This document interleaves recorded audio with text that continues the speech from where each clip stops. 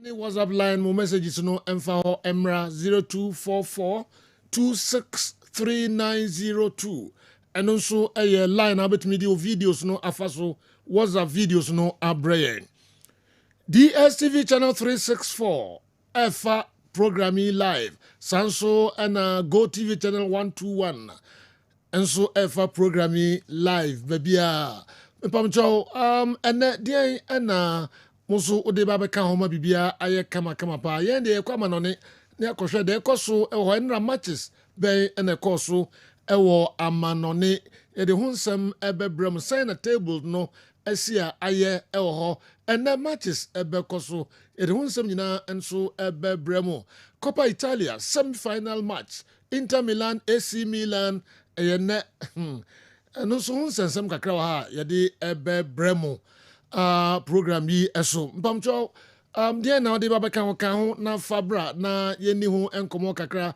Kumasi Asante Kotoko shake up ebae ema coach Prosper Ogum ofri akonwa no so no Zito na eba befa akonwa no sesia enra wo share players no ene ensemben na enso eko yenya ntie se press conference bi ekoso ye cameras no ewo ho ni nyina no ye de ho nsem ebebremu ewo dwumadie yi enso awal Muhammad Baba transe na fe de opese ode tu dwabia na ode beba sanso na Steven Apia ye video analyst no ene hin na opese ono so ewe ni nyina no ekwan ho a obetimi ede abraye ka ho fa ode ne brai ene legend na nra na nke pese ne Mohammed Polo nkomo ene ne kwotwetwe no ye de ba enra na kwan antimi amem ene kwan bia so ese pe baby na Muhammad Ahmed Polo, the living legend. Nsema ode to Kessben anim no, ye de part 1 no enso ebremu ewo dwumade yi eso. Packed obi anyi na fedi mfamfiri akra. Tony Montana. Godfather. Mamimra wo na mehwe de ode ebre se bibia boko. Nyame aduma award winner na onso e. Nyankopa aduma bibia boko. Ye de nyame ase. All right. Okay. Yenti we. Me da CP award winner.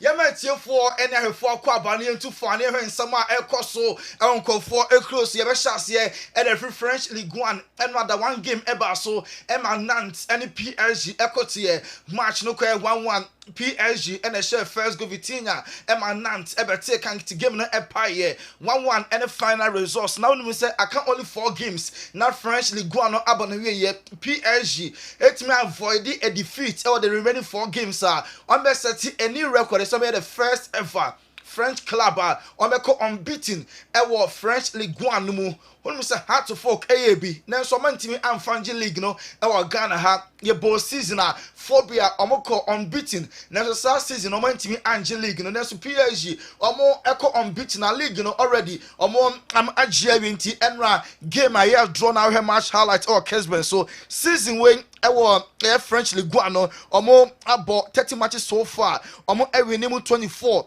and now omo a draw mako 6 inti the remaining 4 games no omo betimi avoid the defeat na sani record the PSG omo enso etimi asset na already ye be kan say omo break a similar record na hold for 32 years say omo na I call the longest unbeaten streak ever away 39 matches will be in what me ashomo ewa away now when we say PSG any Arsenal na bebo ewa UEFA Champions League next week game na Airbus for semi-finals Fabio Capello former coach Emma Real Madrid coach it's quality there almost all the big clubs are coach former manager Emma the 3 Lions of England was saying between PSG and Arsenal say or better and better say Arsenal for ever qualify because Arsenal what games no or show more than the PSG at the no even in personality wise Arsenal for show more personality at the Paris Saint-Germain so don't Fabio Capello or say Arsenal for ever reach the finals of the UEFA Champions League. Jabi Alonso in the future as a sign obe Leverkusen and obe stay nano and a club president Emma Leverkusen Fernando Caro what they about bontin say omo air prepare towards next season na omo air clarity coach no be kwa and man you also coach ni decision no ntem na omo efa a new manager Jabi Alonso be stay so omo na ntentem enti omo air plan transfers omo air plan staff and omo start air prepare ɛno nti Jabi Alonso ɔmo mo hu sɛ ɔbɛkɔ anaso bestia ɛyɛ club president Leverkusen ɔmo ɛpɛni kyerɛ mu a ɔma no enye animu ya yentoa so enko ye Baminika so ya Thomas Muller ebe free club ni mu at the end of the season after 25 years was some the Bavarians na when say so many clubs and panel clubs every Saudi Arabia ebi every America and oko Italy so ya te say Fiorentina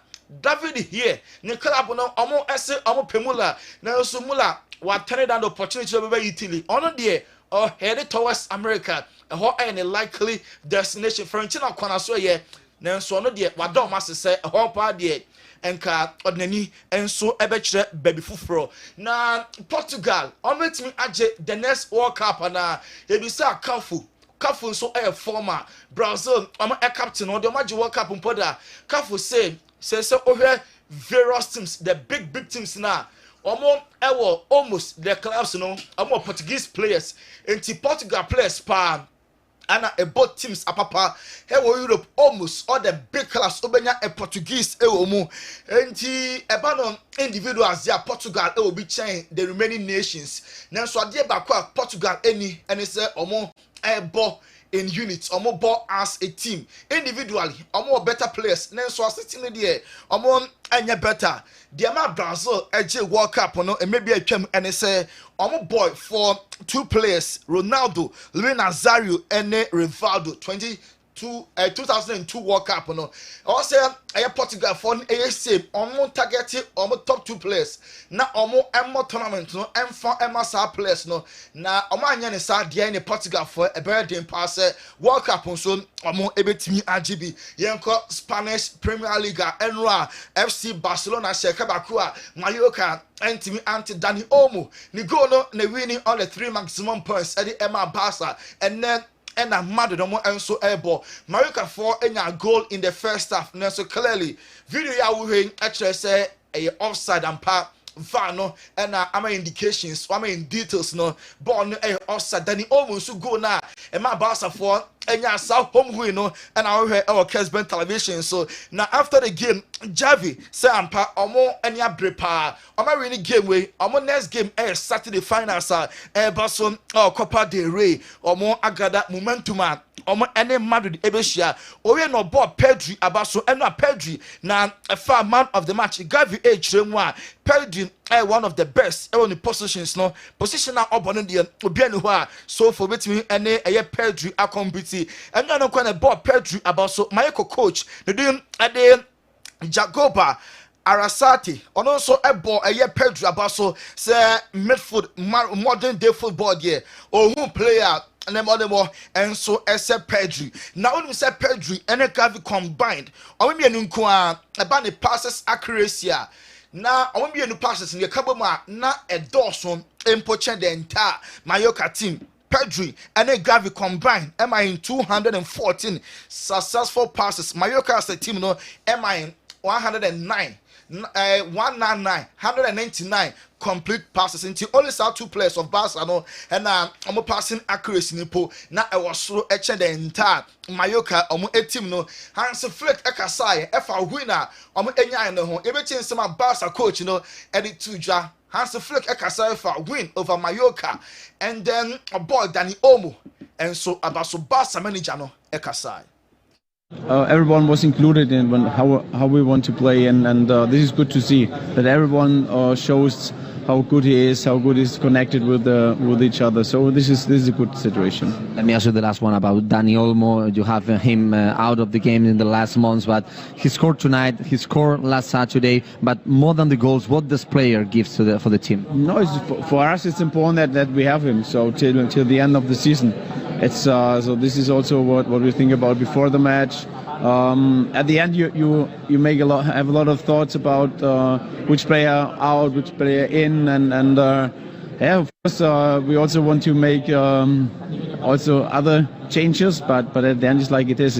Match is always different than you think about, and that is good for us. Flick and ball Barca team Barca will winner.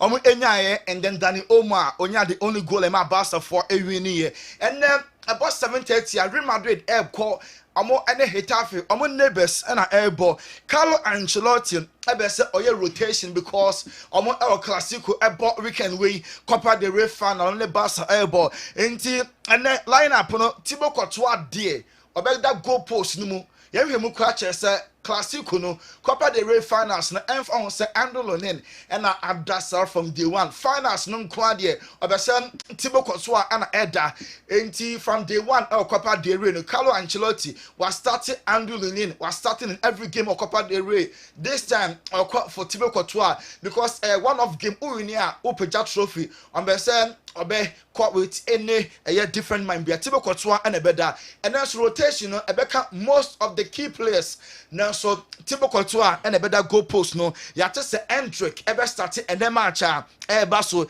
and Danny Ceballos so ebe starting game Madrid eba against Hetafe Carlo Ancelotti there one more bia as want to so no the decision and say when e be akọ obeso remaining as Madrid omo manager at the end of the season na yenko Arsenal for so ye say omo abudget omo yisika around 200 million pounds omo edit per players awodo na sa players include Nico William enyo ononkwan Martin Zubimendi Victor Gyökeres omo nyina no Arsenal for combined omo etwesika 200 million pounds for sa operation na omo that is 3 players no enso eba Liam Delap boy player ball the Emma Ipswich sound na Ipswich and survive nam call relegation na ne ball no so better about 30 million pounds ama Chelsea Man United and other clubs no na player ni decide obaso atwen till the end of the season na her clubs na no ono ne target pan say obebo ball our UEFA Champions League no and I say Europa League teams no how am be finish and a better club ono enso ebetimi akọ eno decision na Liam Delap so etimi ateki when we say Alejandro Garnacho ene Kobe Manu Man United omon kwada no yat say Chelsea for nya omo a omo epepanti Garnacho ene Kobe Manu Chelsea epe omo at the end of the season Thomas Partey Arsenal first started yet Gisem said the Gunners in the contract no omo ene Partey and starting initial talks no juma said the bear Partey a bit me send a contract no at the ama Arsenal omo a football club the way so an ejina na yakọ ba heba hospital aswe na yakọ from nkra to sima yeba pe ye the more ebe to aso e the amount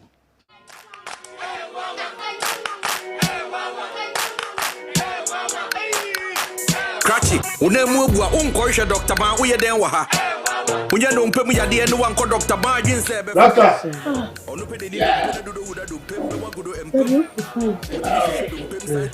Hey, bye-bye. Yes, I go. What? Good afternoon, sir. Afternoon. This is my father. We come from Nigeria, and he has issue with the leg. The leg broke? We don't know. No, it broke. Ow! Me, I'm a specialist about bones. I will deliver you now. Then you go to Nigeria back.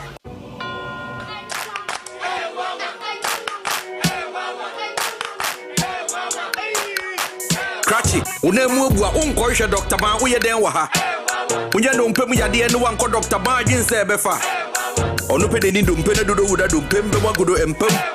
Wotibi hwehwe dompe santi ni dompe wa bebo wunsem. Wose ya de bebe de nyuma paso so ani nyame kra na meka. O no mpemu nim de ono na ye expect nya zanfo no. O akra any Kumasi no mpemu expect yen kan kire. Yes, sir. What are you doing?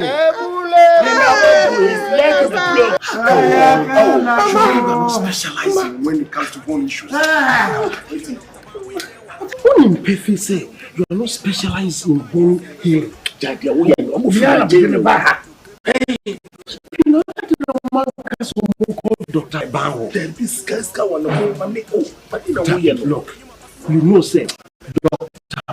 Bango is the best when it comes to bone issues. Same saying. Well, Dr. Willis, you came to look for Dr. Bazet. This is for the records. Oh, he brought us here. Listen to me. I am taking you to Dr. Bar.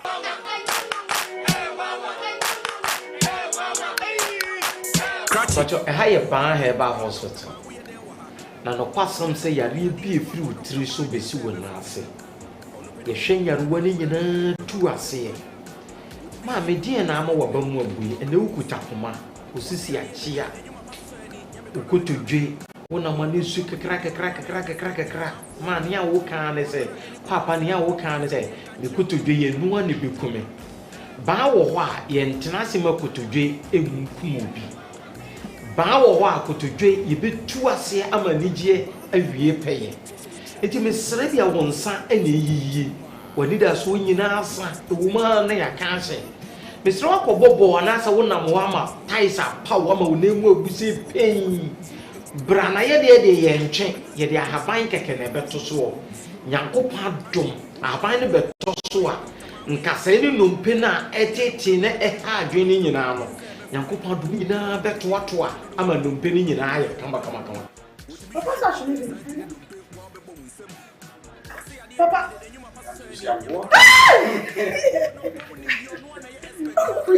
Papa is walking. Let me hold you here. No, don't hold me. Papa is walking. Bar Herbal Hospital. Specialists in every kind of bone disease. Spinal cord, swelling of the arms, arthritis, bone injury, swelling of the leg with reddish color around it, and so on. Ediana eteti wo, ediana ama wo yura wo, ediana ama wani da so asa. Ba wo ho a, ani da so wo ho. Ba ye wo Accra ye wo Spintex Road 18 Junction. Kumase ye wo Atonsu Agogo Government Hospital na nimu a. Ye numbers yi na egu ase freye. Ade bi e kire wadwena na se ye wo bi eteti obi ano. Ye beboa ma nyaruo ni nyina ase atu ama nkunimde awie peye. Ma me emfa wo ne ba bi a wo free ba papa. No kwasam se ene wiase afana nyina ni Nigeria ne Ghana ha ene ba bi obi a wo ne bi fra brochire bi fri hen epa ba so yeye enti ba bi a wo no panifo se adedie kwan nwa ba bi a wo bia fo wani kire ba ya so yeye ha na wo ba ya so yeye ha sebisebio nya fe ne kwabrane ba betwe wo nan ne tenten bia maame papa ye de ahaban keke ena nyankopon adom ye de beto so na numpene nkasa ni babi a cheche bia na haban betenetene ni nyina kama ba achafo ba nyarwena wechare Bar Herbal Clinic fifi ye kira kwan wo Kumase Atonso Agogo Hospital. Bar Herbal Clinic aso ye ana ekotie owo enkrato no. Welcome back. Ye to aso e United aso ye United Leon omo player Ryan Cherokee na boy no just 21 years na Leon 4 aye willing so my boy no akọ name just United and any other club up boy no etua a little over 21 million pounds into Ryan Cherokee e beto dwa say Liverpool no Man United so aberema omo enya boy na omo enso epe name just utia a little over 21 million pounds. Ruben Amorim enya fan ho adwene say Joshua Zirkzee the last few months before say Oprah no mono na enye bad claim into at the end of the season no about another opportunity on discarded boy no on tono obesan so am one more opportunity no ahwe boy ni ye for now they are impressed lately boy ni modern man ono enso done di na Trent Alexander likely so be join Madrid obe free Liverpool as a free agent na Liverpoolians no most of them omo ntiase da say Trent omo boy omo na atete no na old free club no mako after several years one man Liverpool Antonio neno na Harry Kewell akasa e dia fan say boy no penny dues they also a biano why I'm a Liverpool into one tiase dentia some of the Liverpool fans ekasetia boy no or you old enough so obe take a decision na Liverpool club no and supportable because also a biano why maybe in some Harry Kewell former Liverpool player no or the tuja. I think he's done enough to be able to warrant to choose his own destiny. And again, I think it's harsh because we all know what Trent's ability is. He's phenomenal. His passing range is great. I remember saying he's one of probably the best crossers that has ever probably been in the Premier League. Okay, now you have a trade-off. Now we know his defending is slightly not as great as a natural defender, but what he gives you in attack is fantastic because he's allowed to break that line to be able to go and be a little bit more positive in the attacking stats because he knows he's got probably, I think, the best defenders to ever played in the Premier League is Van Dijk at the back. So he knows it's allowed him to go out there and do it. I get it. I get the frustration. I get it. But like I said, he's achieved everything possible. Now, I think he's allowed to have his own thoughts, his own destiny in his own hands, and allow him to go out there and enjoy the rest of his career, whatever he decides. I think he's done enough to be able to warrant. We and in summer, a former Liverpool player, Harry Kewell, and so Eddie Atuja. Enra, Aston Villa, Lucia, Man City shown by 2-1. Na Aston Villa go no na a penalty. And no and our Kessben television. So penalty, our contribution SMP and our banner so Roy Keane. Man United, I'm a legend no or say we dear any debate be we dear a clear decision. And a referee take Mr. Enra said decision went to Pep Guardiola found Konya yellow card because now on TRCS ball way referee edge penalty. Now so at the end of the game no Man United legend Roy Keane Kasai said referee decision no na a spot on ball no na a penalty. Momenti Roy Keane. And I think the standards they've set over the last 3 or 4 years and they've just come off it. I think he's been really harsh on his. Well, we've watched it a few times. I know they'll argue that he got a touch in it, but he still takes him out. He still takes him out. To me, I keep looking at it, and to me, I feel it's a penalty. Of course, now they'll move on because they've won the game. There would have been a bit more controversy if they ended up a draw. But the players are looking at the screen here. That picture, sorry, is really funny because Tielemans, it's been shown on the big screen. Tielemans points up and goes, "There's a foul." And Diaz is the opposite reaction. He goes, "Not a foul." So I think it's the right decision. Yeah, threat tonight. He was a threat tonight. This has been unlucky, but I thought you might say he had a really big chance in the second half. But he's a threat. When there's grass behind Marcus, he's as good as any player. When he's running in behind, there's moments here we think a better touch, decision making. I still think areas he can improve on. But when he's making runs of that and he's getting that service, you ask to the defenders, Marcus is a nightmare to play against. And he's got that hunger and desire to run into it. Now I look at this chance. I'm certainly not no striker. But when I see him making that run again, fantastic, almost impossible to stop. I'm thinking, could he shoot there? Could he just hit it first time? I'm sure more strikers probably say, yeah, he goes around him, but it's a tougher angle. But look at his movement here, a little layoff. And it's almost impossible to stop. Once he's got grass in front of him, he's impossible to play against. And this is he a little bit unlucky. We are Man United. I'm great. Roy Keane and a Kasai Fab penalty decision and a ball Rashford Abaso so far. Or Johnny Villa Nebodem on a straw and a air conti and not there. Rashford Roy Keane full of praise. Bona one more done it into Nubia and so air Bono Abaso Mr. Villa. Lucy by 2-1 and so Rashford and Ramonemono now it was so God for that room and for close on seminal. Okay, young fan crofon crosso and some and see her messages no eba sanso and more videos no so eba bibia kama uma kwabia so yedi ebeto edwa but say Dr. Edmond Arthur Balm of Gilead CEO wa transfer van flask no we bi so anom ade kakra bi o me nim ade property wom doc so akwa ba say no pen answer me voice no yeah me start voice no yes me no voice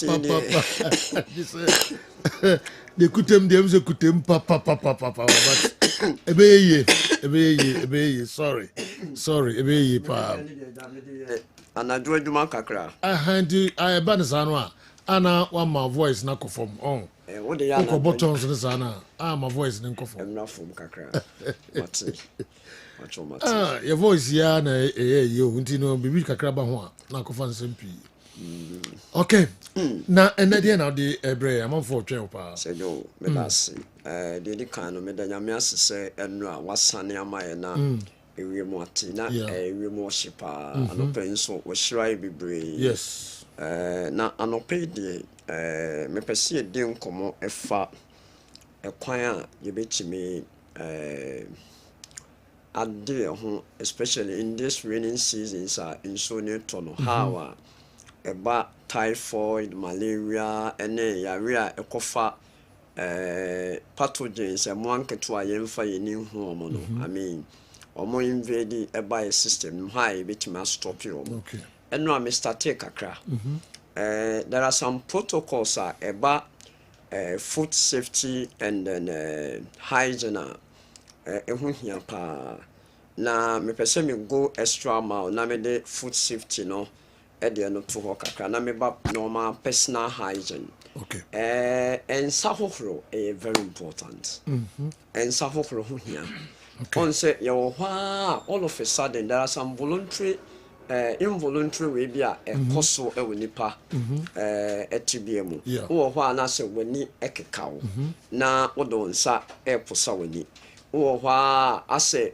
udidi kra mpo no na bibi abehye wanum ohun na wodo nsa se nsa ne fa he ana se fa he obon sa wodo nsa ewura ododo mu wo hwa onse ya kokromoti ya etimi kura ohwene mu sebi edu baby aye nipa no obon se wo baby ekekawo to the extent say etimi ko yatumi na be ye shatade nti no ye de ensa so yatade na yatade na ye de ensa etititi baby unfortunately ekobase nipa no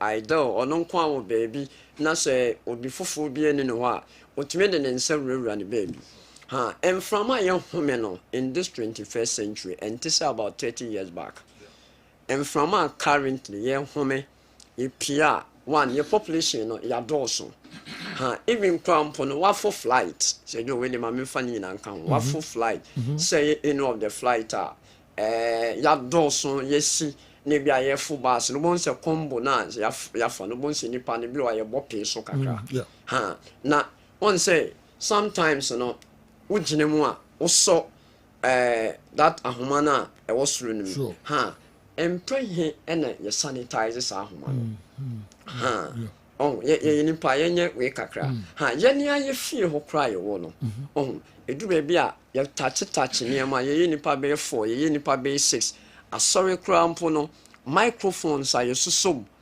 ye futrotro ye ko banyina no ye hwe nti de me pese me kan esinyina ne say ensa hohoro ehuhia what you no to nchen a e wo say you boost your antibodies ne pedua no ade a suppress antigen asa antigen no any of the pathogens a bit my virus a bit me aye bacteria a bit my fungi breaching it down a be either mode of yeast any of the pathogens biano adia a suppress omo it me attack omo pa no say stronger immunity obefa viruses almost stay e DNA nim and nti so be enya hepatitis B na opeso go extra man no the copies of the virus e wo the DNA nim a oye viral load either say HIV and also because almost stay with DNA nim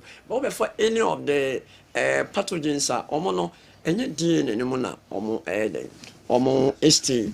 And what I want to pass across pa and say nipediano enuane ne niema nyame dia che wasase we so pa yetutu no in fact ahomete na me ka no enra say me hu se ka bia yeyi bottle waters na ya kese na ye disi ensuo so no especially ba kuna ye refill no ye free offices so ana ebigu ka ne mu dada no ye de call offices eno no be hu se one de ye de call no la koji bi o baby a ye de be kan ye jai gugu so e basa enso be ne touch ye baby a na de da no nsu na ye to no hwe nipa na o ye nsu no nipa na o ye manufacturer no wa ye ne niam kama but eba ye ne ankasa how ye store no how ye niam fa eno na kofa issues e ba no eno nti no in this season of rain season no hwe eba chili pepper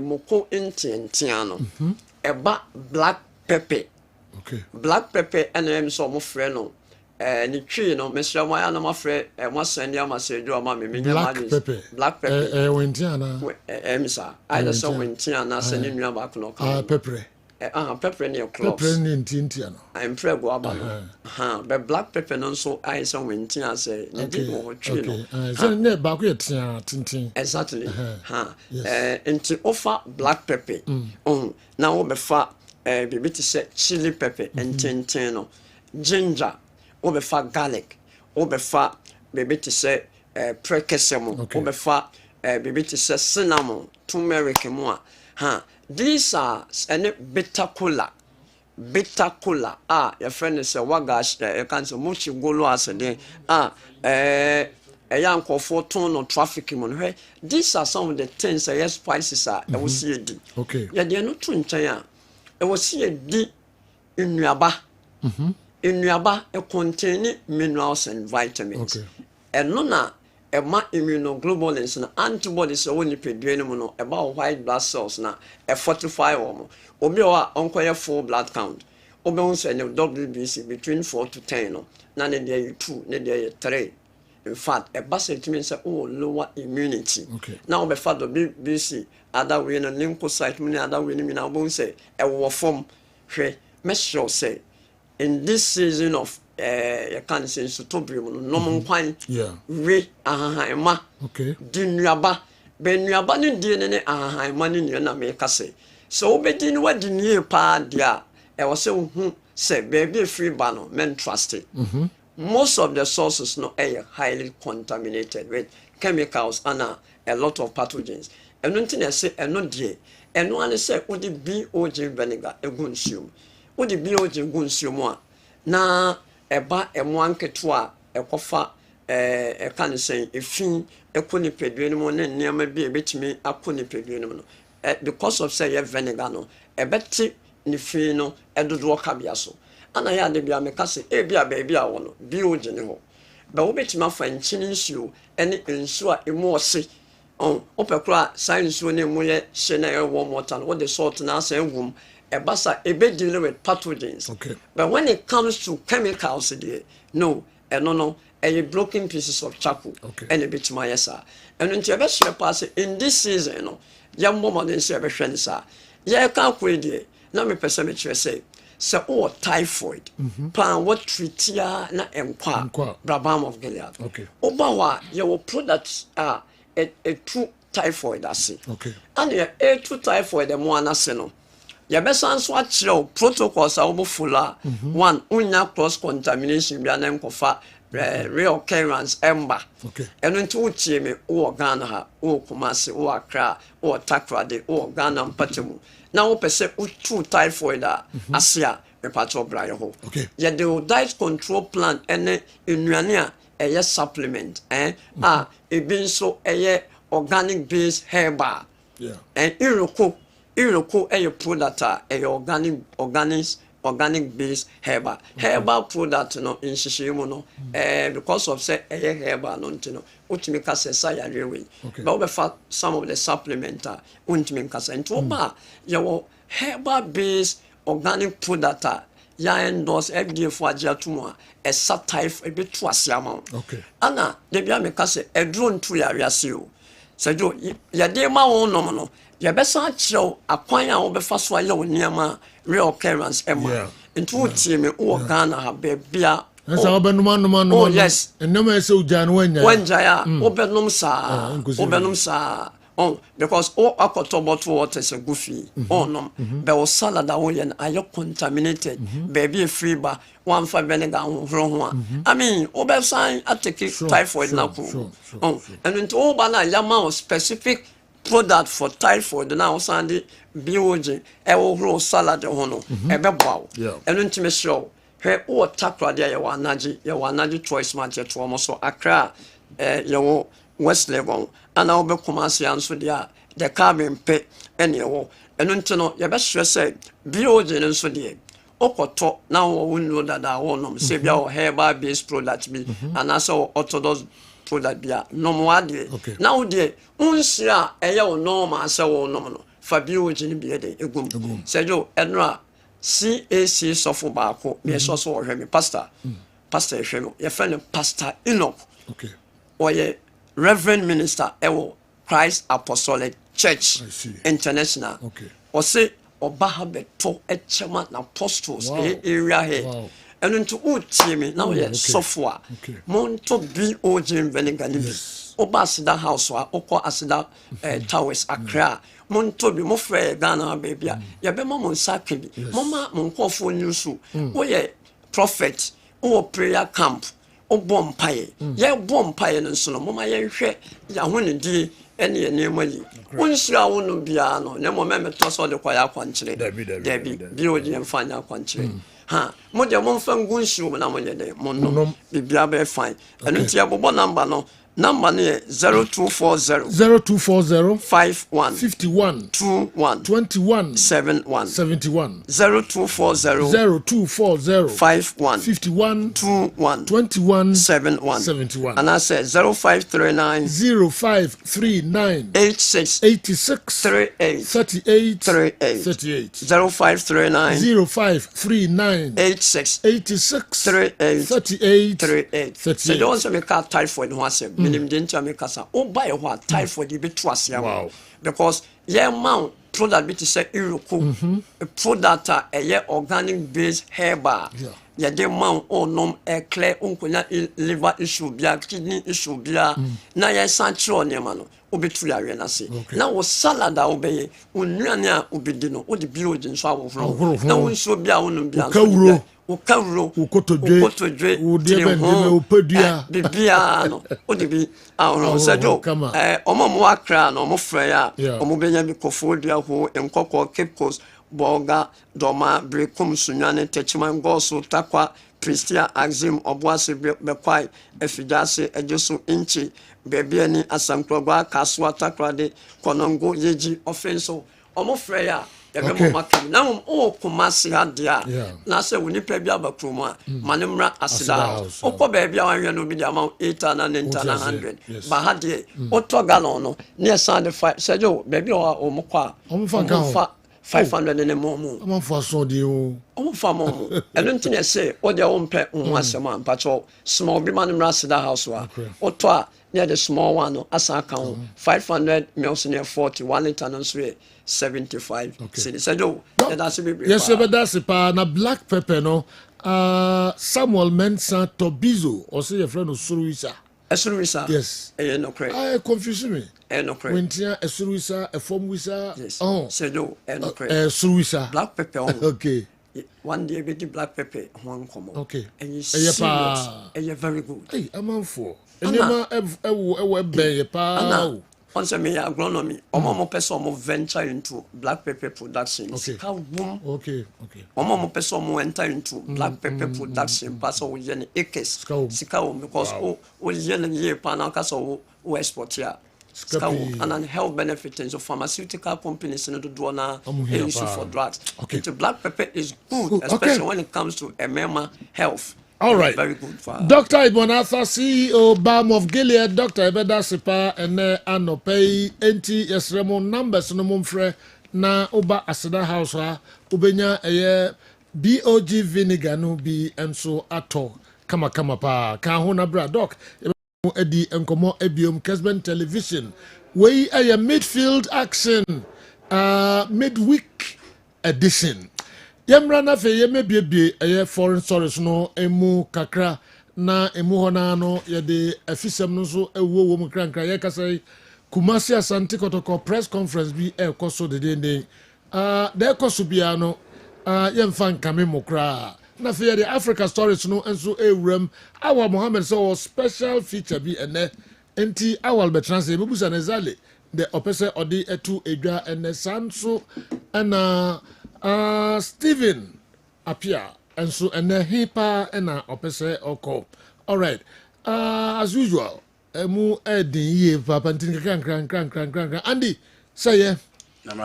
Yeah, and opay you what you be media na chese boko pa me share hon metise mo kwa ponche na mbiso ho. Na na ya ponche ma. Who nims up ponche. Na bigi so wa mempa o so we dey mani na nam dey no be o mama ho o want to see okay as in review say mete ho no the meeting chen ya so ni pa bi se pe number to wood there all right mama into aso no okay and matches koso yeah enra Na Man City omunyo TDD mu ye papa. Man City because say omanya win the Champions League. Pep Guardiola me uze ni agise ya chepa. No how Rodri si beba mo. The battle for the top 4 no anohye. It's just a slip no be akuja. And looking at the time ago ni ba na I call for celebration. It was a difficult game. Very difficult game because before the game Aston Villa 5 games no be anti show. Look at how they came back against PSG in the Champions League. Again, they are in fine form. Their guys are playing very well. Marcus Rashford has started picking the pieces, you know. And then he will you say we already discovered and the form now, no, they were Man U now. The form now, ne mo be a would deal ni moon. And I know already discovered. Wow. Yes. Sa form we said o show consistency. Kopama, Phil Foden, Bukayo Saka. All the young guys no move free England now be overtake you no obi enro. Yes. This is how obi who Rashford after making a debut for Manchester United, for the English national team, in the Champions League, in the Europa Cup, in all the major tournaments to see academy England no.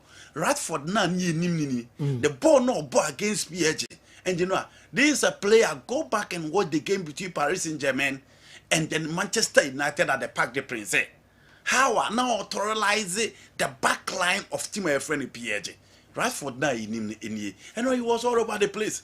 Josco Vidal, Matias Nunes, Robin Diaz, you know, now bien to me, Rashford. Sad on Sayility PSG in the Champions League, you know. Marquinhos, William Pacho, Achraf Hakimi, no Mendes, now bien to me, Rashford. Until Rashford now in no onona and Nanseng, yeah, Sheno.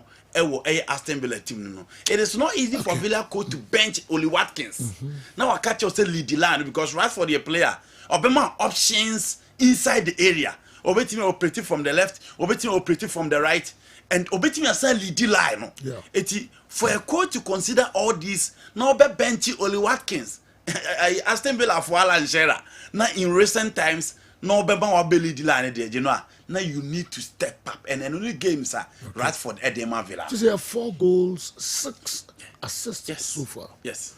Wow. Yes. And this is a better than Aston Villa. Over 40 million. No. Permanent. You know they have to pay. They have to. Yeah, they have to pay. Me next year say Rashford. Nani budget so Besanko United. Yeah, and looking at the baby Obono, Manchester United are considering signing Matthias Cunha. Cunha Bemau. Options and so there any different rules just like Rashford, but baby Obono and you know and Samuel Koko so between him Ruben Amorim Pandit and Samuel Maka and Rashford that he feel comfortable at the Villa Park. So I feel say and I'll be move to a bigger club. Matisse Momo Peganacho. Yes. Inti kamuba tumusika gu Ganacho. Any Kobimenu. Any back no be ball life for more de. Sancho dear. Okofa Rashford and Faso also. I see. Because players are Chelsea are form from Manchester United in at least ya normal level no so. Inti sa obefa Ganacho o ma hwe 5 goals a season. Obefa Jadon Sancho obetwe back no ama one world class performance or the mount in January obehu bia this September. But at least the number of goals, the consistency comparatively, and said, yo, Rashford was former Chelsea anymore, you'll be other team. Ofa no Dimaduke, Ofa Nicola Jackson, Ofa Mudrik, Ofa Sancho, Ofa Pedro Neto. If Rashford is on form, he's ahead of all of them, in my opinion. So I feel say, Mobe tu musika gu or Sancho, ne Ganacho, hodie. If Chelsea want to consider a forward, dear, not so for Manchester United, yeah, for me, Rashford is an upgrade. Wow. Some people consider one, Aston Villa be there, Manako. Number 2, Rashford, Nankas over person about Chelsea. Yes. Number 3, Chelsea, a person work for Rashford. Yes. Let me answer, you know, issue a bebaso of Villa next season is a 1. So Rashford, if continues to be number 9, dear, Oli Watkins will leave. Okay. Sir Rashford, the coach they consider now so be number 9 dear. Oli Watkins is likely to leave. Okay. Manchester United beat me afano. Arsenal beat me afano. Chelsea beat me afano. Sir Darwin Núñez move from Liverpool. Liverpool beat me afano Oli Watkins. Okay. Because Watkins would not love to sit at the bench. Whilst teams are me born, you know, money number 9 be out there. Sir Rashford they call left dear. Then again, Abrantia your friend Oli Watkins will stay. And on the left too, Rogers Asensio timi ebo and then Leon Bailey timi, or sometimes if you want to pack your midfield otimi say the captain margin kokobo until Rashford you know ni decision he can decide to stay say aha na me pe me nko bia. Okay. And the issue of Chelsea be willing to go into the market and get him on board no see another topic for discussion. Then the Aston Villa a Jaima Rashford ako looking at the smashing form now on the German ako ebe sika nko ana factors be bebem. Number 1, Villa see a baby on their chances of playing in Europe ASA. The more for Rashford, for Asensio near Europe no. Champions League no mo no more here players or more experience to be part of their team. Edom for Marco Asensio, he has won the Champions League with Real Madrid. For Rashford, but both Champions League at that level, I'm will be who do bit me and do me Dubai. Now 40 million pounds they have a striker. That is the number 9. On the left side, more players are mabobo. On the right side, more a lot of options too. Would they be willing to pay for a Rashford 40 million? And only issue. And I say, the Oli Watkins, betono. No more did because general Oli Watkins turn less than 70. Okay. 80-70 million pound I bet Oli Watkins. Sure. Oli Watkins 70 and 80. Bet him the 40 that come United no what. But you know the decision in Rashford. He can decide to say, oh, Marie Milo, no, I'm not ready to stay. Yeah. But say, or stay there. I think say those are the issues Aston Villa can consider to keep him at the club. Wow. Ura transfers no dia yenhwem kakra Nico Williams. Arsenal is it true? You know, a chassis before the Champions League ever between them and Madrid. Yeah. Who say Arsenal so who say at least Oshe Mikel Arteta baby omo doing the Champions League now they are on the verge of qualifying to the finals of the competition. Yeah. And Omudru finals so history back Arsenal to win it. Again, they need options in attack. We amount goals now here to win the league, you know. But this guy brings in different quality attack. Martinelli adia or Yedema in the game against Madrid, no. That's some opinion about Martinelli. Though I know he's a good player, but again he step up in that particular game. But with Nico, you know, you are assured of take-ons, you are assured of creativity, you are assured of goals. The only difference between Martinelli and Abranti or that is say, we will close control an entire zone still I'll better you on. But Martinelli he understands the Premier League very, very well.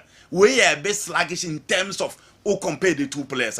But you know, so Martinelli, Bukayo Saka, now we come you are good to go because Saka you will be hotel proper. Martinelli now move one player hotel proper. Okay. But with Nuka Williams, I sure say he's fully fit and ready to deliver. And for me, from the left, on the right, anywhere in attack that you want to play this particular player, you know, or don't suit him the call right to be Sabo. On your player or ball left in the previous years, he was operating from the right. Inti Saka Saka ni Martinelli Martinelli ni you know, the Emma Pep Guardiola. I bet dominated Premier League in recent time. Apart from no Nimedumano, any options in the Manchester City team. Okay. And Liverpool as well. Liverpool for no. Omu team ni ja mfimfini etiro de to na hwe animu. Sa o ko omu right, omu ni Salah ohwa. Omu have Elliot or right. Sa akra no Salah mu wonti no nya chance but he's a very good player. Now in midfield they have the likes of Curtis Jones, any Dominic Szoboszlai. Sa ro no Curtis Jones me born perfect. Have Elliot sent me born number 10 perfect. Sa wo ba animu as number 9. Omu Abranti a your friend Diego Jota ho. Diego Jota ni ho a Darwin Nunes ho. So call lefter in the absence of Abrante Feno, Luis Diaz, they have Cody Gakpo. Se Cody Gakpo msuni wa omo Italian Abrante no free Juventus in Federico Chiesa on the left. Into Liverpool options in attack. Say Andy Robertson niwa, Semekas ho, say Trent Alexander-Arnold, Conor Bradley ho. Into were a lot of options. Jogo Gomez could be anything more than one when you experience within the Liverpool team into more options. Manchester City I can you know. Grealish mukura and say be mobile in attack. They have Savino, Matthias Tunej, Jack Grealish, Doku, Mamouche, a lot of options. Into so we a team now Premier League now person will compete it is there. Liverpool and Manchester City more in recent time there. You don't just rely on Saka alone. In one area alone, meaning so because would say we the in one area. He's a good player, a potential one indeed. But if you want to win the Premier League and then one area more, you know, you need players you already made or more the quality to add up and give you options in attack. Into Nico Williams, you know, he'll be a big boost to the Arsenal setup. And we are not there. Not just here, whether Benjamin Sesko or Victor Gyökeres in attack, and they are good to go. And I think, Sergio, they will need Alexander Isak for me. I think yes, okay. I think he will be a best fit for the more attack. Okay. Either Alexander Isak or to an extent Victor Osimhen. I see. They need a proper. You need options. Wow. You need to have a more betimia compete. So when you are away, Bukayo Saka or Prano, as you all options now. Imagine having Martinelli, Nico Williams, Beckham. Now a proper center of forwarder. Sergio, this season, I boy. Oka Jesus Wepra. And Kaya versus Swasepra. So they have to make shift with Mikel Merino, our midfielder, so on your center forward now. They are using it, and that's why I think say Kamu striker said you can compete with this Premier League. Our Arsenal problem has never been number 9. And that is the picture they paint. How come so many strikers? That is because they don't want to blame Arteta. You know, do you need a striker before you beat Southampton to win the league? Do you need a striker before you beat West Ham to win the league? Do you need a striker? You are beating Manchester City 5. Yes. What's your Man City 5? You know, only striker. You might have a free Champions League. But Sergio, you might have a striker be Alexander Isak. Sergio, bet me guarantee you some goals be. Victor Osimhen Busa. And Sergio, those goals need be why bet me be a match winners. Arsenal Laka didn't say. For me, I think that they need a proper striker. So only Madrid aggregate, only striker. Yeah. We are not saying Arsenal don't need a striker, but I will not buy the issue of they couldn't win the league because they don't have a striker. Yeah. Because if you beat Manchester City 5, you beating Real Madrid home and away, how many goals? We have striker now they are West Ham, Southampton. Aston Villa be share omo. So I will not put the blame at the doorsteps of a striker. I agree, you need a striker. The reason why I'm not going in for Isak, but I'm going in for Victor Gyökeres. I agree, Isak will give you experience on Impo. But Sergio, when you have wingers, ball pass here, you need a clinical forward. Bukayo Saka kati in Odiaba. Nico Williams or kati in Odiaba. Martinelli, you need Isak in ball, ne bought it so more. He will force to withdraw, and centre backs will be very okay. But when you have Obi to Osimhen, or when you have Obi to Sesko, or when you have Obi to Gyökeres, those guys will stay. And Genoa almost stay almost bet tormented centre backs no. You go now Victor Osimhen share no Enrado. You know, you love it and love it again. Yeah. But I feel Osimhen will be perfect fit for Chelsea, Manchester United. Arsenal should rather go in for Victor Gyökeres. Mami Musa we say Barca here Nico Williams badly. Said the Arsenal here na Oboko Barcelona. Oboko Barcelona. Yeah. Okay. Because okay. Hansi Flick want to play Rafinha as number 10 next season. Daniel Olmo no ye nyina will believe when they say enka Obama Olmo aboni games na. But apart from injuries, Olmo fit he'll still starting from the bench. And he share role no Dima Rafinha on the field of play now. Or you want to give that free role to Rafinha next season. And he obviously Labi Yama on the right, Nico Williams on the left. Rafinha sa hold net that Lewandowski et no the Ama Rafinha because or the Gavi bar on Timmy. One on Sarri Berti Gavi the central midfield. Again, Femi Lopez oba on and off, and he's more of an auxiliary than playmaking. It's of the two, you know, or a Spanish guy was spending a life in Spain, and most of the Spanish guys no more La Liga anymore. Almost break a crack. I feel if Barcelona is ripe or option in Barcelona, you are short of winning a trophy. It is a Barcelona or the friends. That's how Barcelona and the best friend apart from his brother, the William brother, you know, the best friend is Lamine Yamal. So all those factors considered, Inaki, all those factors considered, he will prefer Barcelona to my friend Arsenal. That the international abba picture Musa. Barca are they no more interested? Because Barcelona need to spend 50 million euros. Sikane way. This all could just be quiet now the biaba. Okay. It is a see more year ready to spend it on. Benya upper hand. Basa sika sem no nye already players na hono kra omo consider say omo beja bi kwa na omo nya sika to maintain certain players within the setup. Daniel Omo registration koya ma starting league ni kra no ntimi embo bia out bench. Inti sika sem ye issue. Arsenal don't have problem when it comes to issue of finances. Okay. Mikel Arteta spending 700 million pounds since Obabeye Juma. Inti omo de omo enough to spend and almost our spaces within their team. Jorginho is likely to leave. Thomas Partey is likely to leave.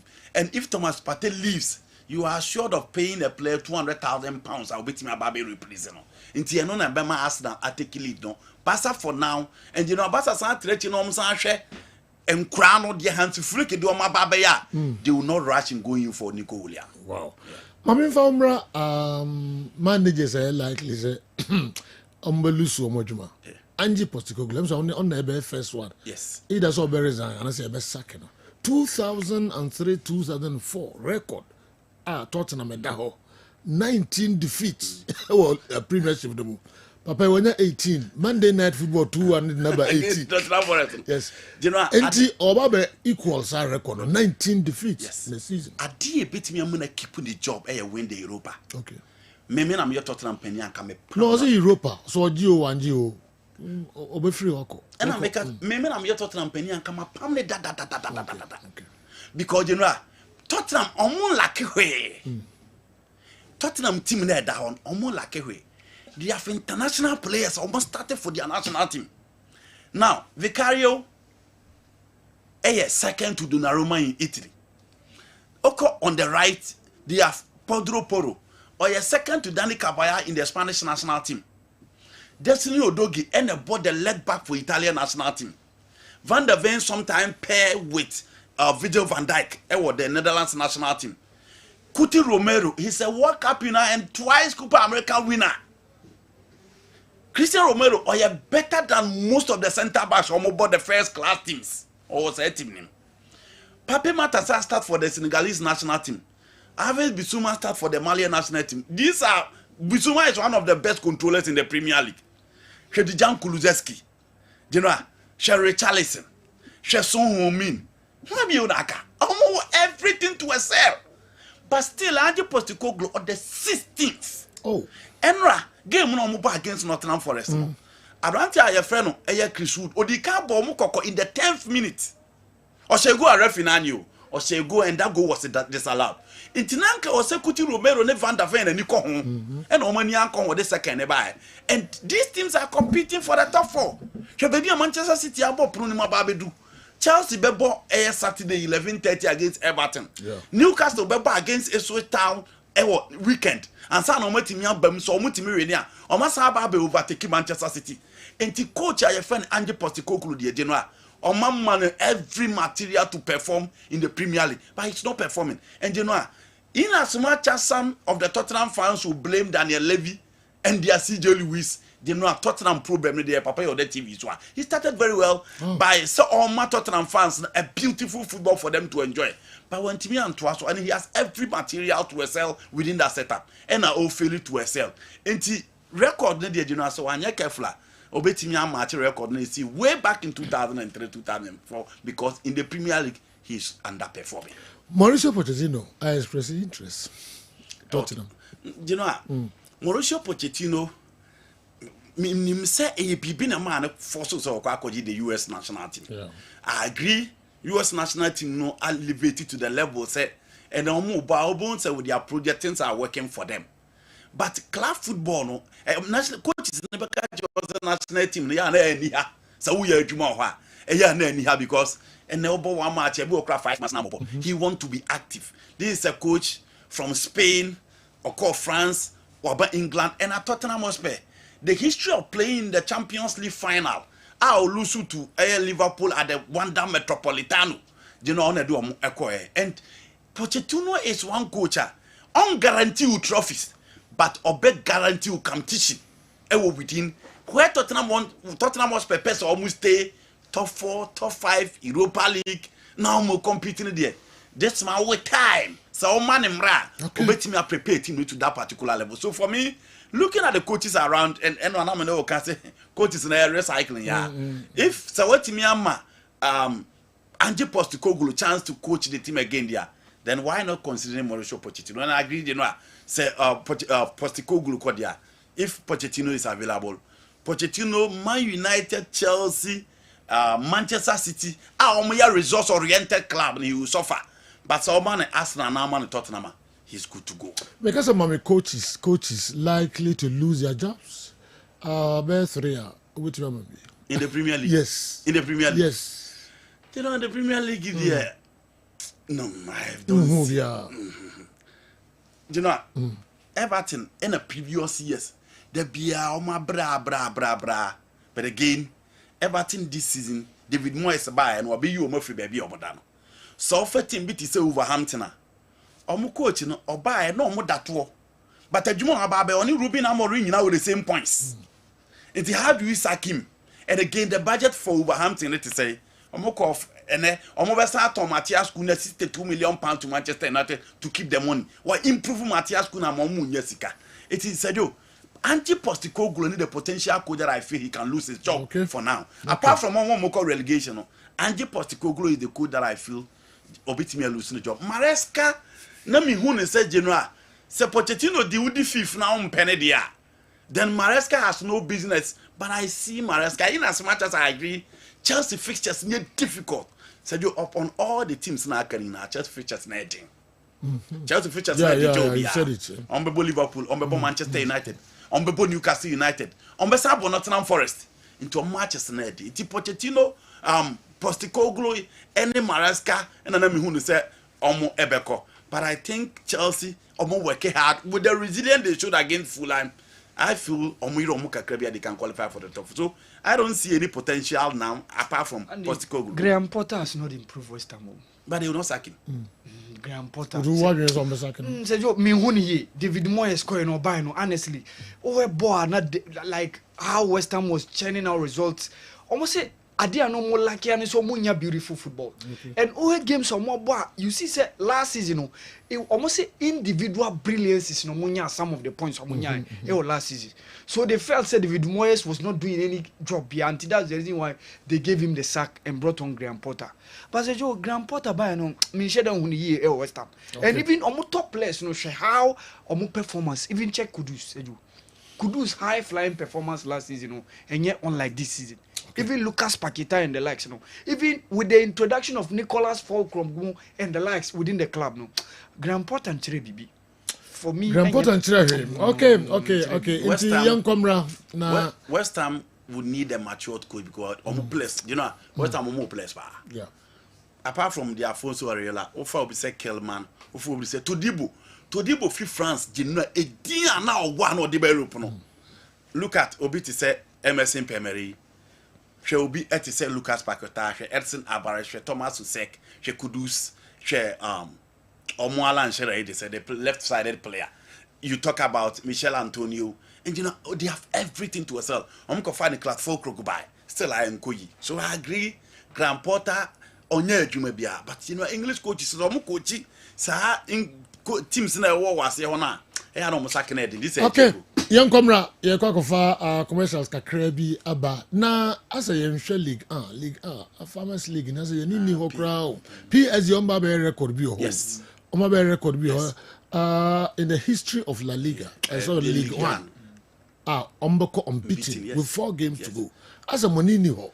Record kakra say asa mon kan ho re. The BI premierships. The entire yen can say Ofa Renea, Omo ya academy Omo 30 players. Ofa Lyon. You can say number. As a club no competing in yard. Sergio from 2013, only 2017 and 2021 pen Omunji League. Yes. The rest ni Omo. But we ombeko unbeaten. Yeah. And when am we near sonon ko. Yeah. You know, Rene Lille Academy, Monaco Academy, Lyon. And could be expected almost to stay relevant and compete almost so titia. And then shocking almost so on Kennedy. No money is can be the ababa session Yamanakoyi.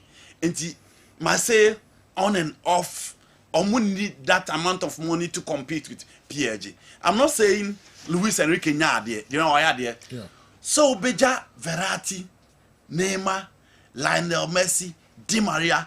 Now within a short time, what put two certain way together I'm on ball to the level of the semi-final of the Champions League.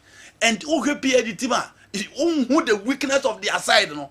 HSC he had done a decent job, but in all other teams don't have money to compete with. Record by the AC Milan, Ekutano, 38 games unbeaten. Yeah. When we got 39 games. Yeah. 39 games. Yes. In the history of the 5 major leagues, when we got 39 games, still can't worry. The difference is that Milan did not Okano. Yeah. They had competitors. It was the era where Juventus no more top. Yeah. Inter was top. Lazio was top. Roma was top. Okay. And yeah, you know, say Inter got 40 games unbeaten.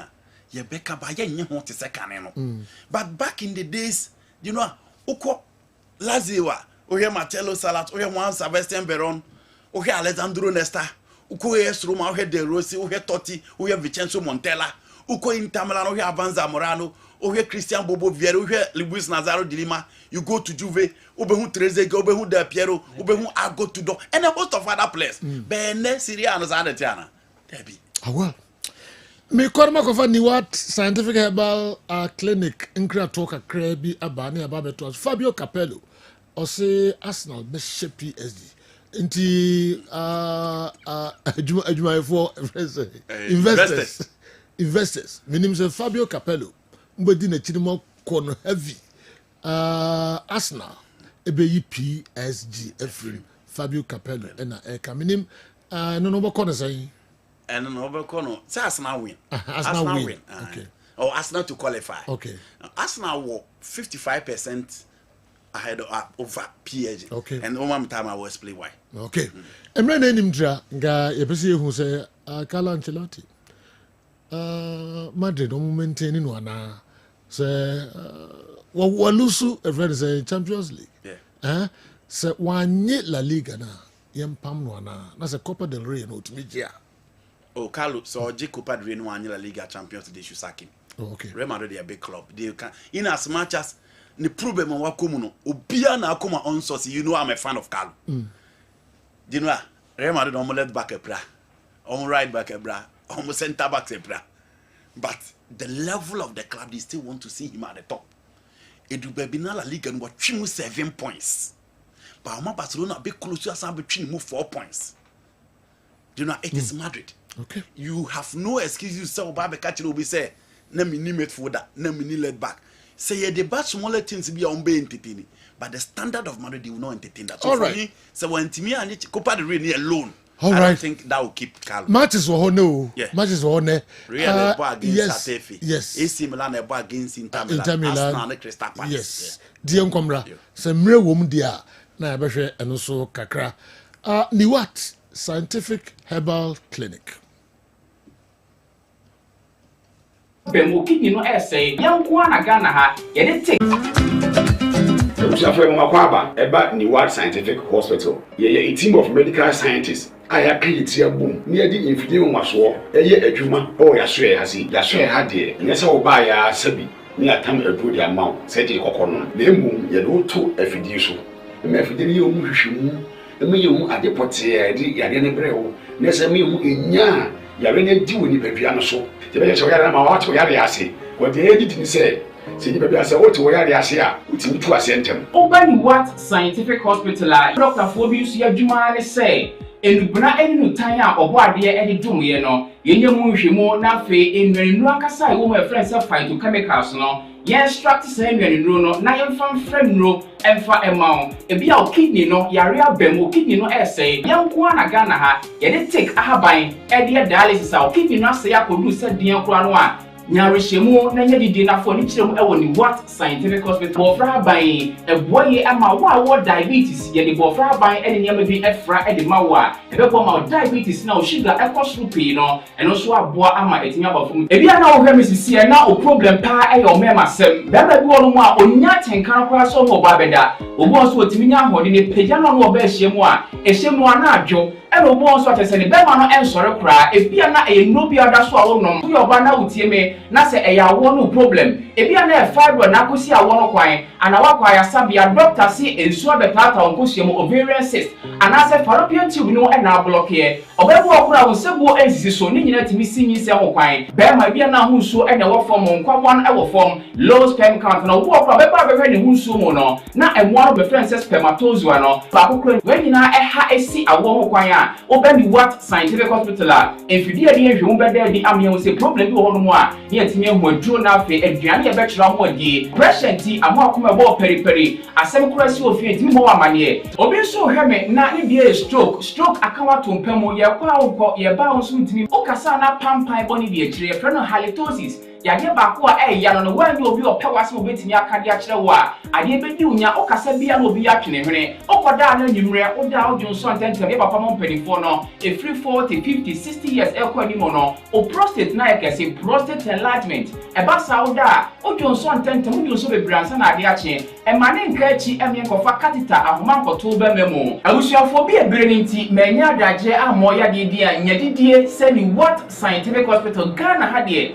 o pa ya sabe ya dia ba frim die fidie e de twe enubena ena afa hode ni efra haban mu e de saw ya de ma wo na eyeni what scientific hospital yi wo Kumase atonsu Monaco junction ya dansuru bank no ene bi eni mehwe enkran so ye o ma 7 ye ben Janet Corner dan no 0244 087687. In case you are watching us from any part of the world, whether you are in any African country or you are watching us from Europe, you can contact us on WhatsApp +233 244 087687 or on Google Map. Just type Niwat Scientific Hospital and you'll be given the exact location. Niwat Scientific Hospital. Nyanko Pwanda Rumenti Wamoto Edema.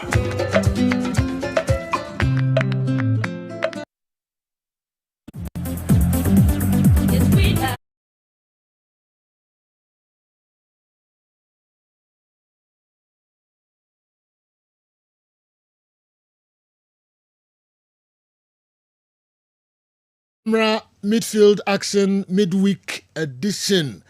Donko na ya page mu breaking news abjafo enso aba be trans ye won sam kakra wa ha local stories. I didn't nyina no ebebre mo bia nyina fidie emfam free akra. But matches no and person ka wo be 2-3 minutes. Ye mfan clear ni nyina free won afi investors no omonso enidi kakra ene enwumre. All right, over say free. Me shall say from Italy. You know 4 games are Inter Milan and AC Milan are born this season. Me no team my friend AC Milan are winning and I'm team I in a draw. The first phase of the Coppa Italia no semi-final no boy no and D in 1-1. AC Milan are chess or my home dinner this season you know team my friend Inter Milan a bar no mutimebo. But if you look at the Inter Milan team now, both teams now over the weekend they lose here. Into Napoli are close to my friend Inter Milan. You know, a game no you don't know who one or more bono in this particular game. I see Inter Milan 2-1 in this particular game. I see Inter so be qualified to the next phase of the competition. Okay. Now Real Madrid they boy Colosseum against Hatafe. So actually Hatafe almost last 2 games in Ankoyi. Espanyol show 1-0 na Las Palmas show 4-1. Luis Milla and Emrantiano and Yaman Koyim Famomo. They will be hoping to meet a Madrid team that struggled to beat Atletico Bilbao in the last game almost so boy at the Bernabeu. But again, Carlo Ancelotti saw ringy changes because Copa del Rey final na about Saturday no a match he hope to win this particular game. Until the likes of Hendrik, Adegule, and the young players no will get the opportunity to play. But with the recent form of Hatafe, you know, I see Madrid they say Ombebre as usual, but at least they will go away with a victory in this particular game. Arsenal, Crystal Palace in so Everton Shomo, Newcastle United Shomo against Bournemouth. Enko Yim Famomo. Oh no, more bar. Emranten on more anymore now. You need to be careful with how they operate. Abrante Fen Ismail Sa, Ebereche Eze, and then Papi Matasa. Those are the guys you expect Arsenal say or mobile just to make sure say the creativity, the skill, the goals, and the Arsenal A team. After that, years I don't see Crystal Palace say or move pick or form now bro money Arsenal able. I see Arsenal going away with a slim win in that particular game. Oh, okay. And see, I'm no so and see, our Mohammed and then now the Ebre. I brought to be the message be a buy. The about local stories no so. Me person can be obe address no amaye and some other stories na. Messages na ni na no e person be a ma comment ba kwa na menu and so the efa ho na nipa ko person o chese. Kumasi asante kotoko na ye kind discipline na e boys no no. And recently na omo that top na likely so bit ma winning no. Yanka kopem se ene nti omo se so mo lusu ba ku mienu no e na ve discipline no aba boys no mu anasa na oho da e no mo de ko da top no.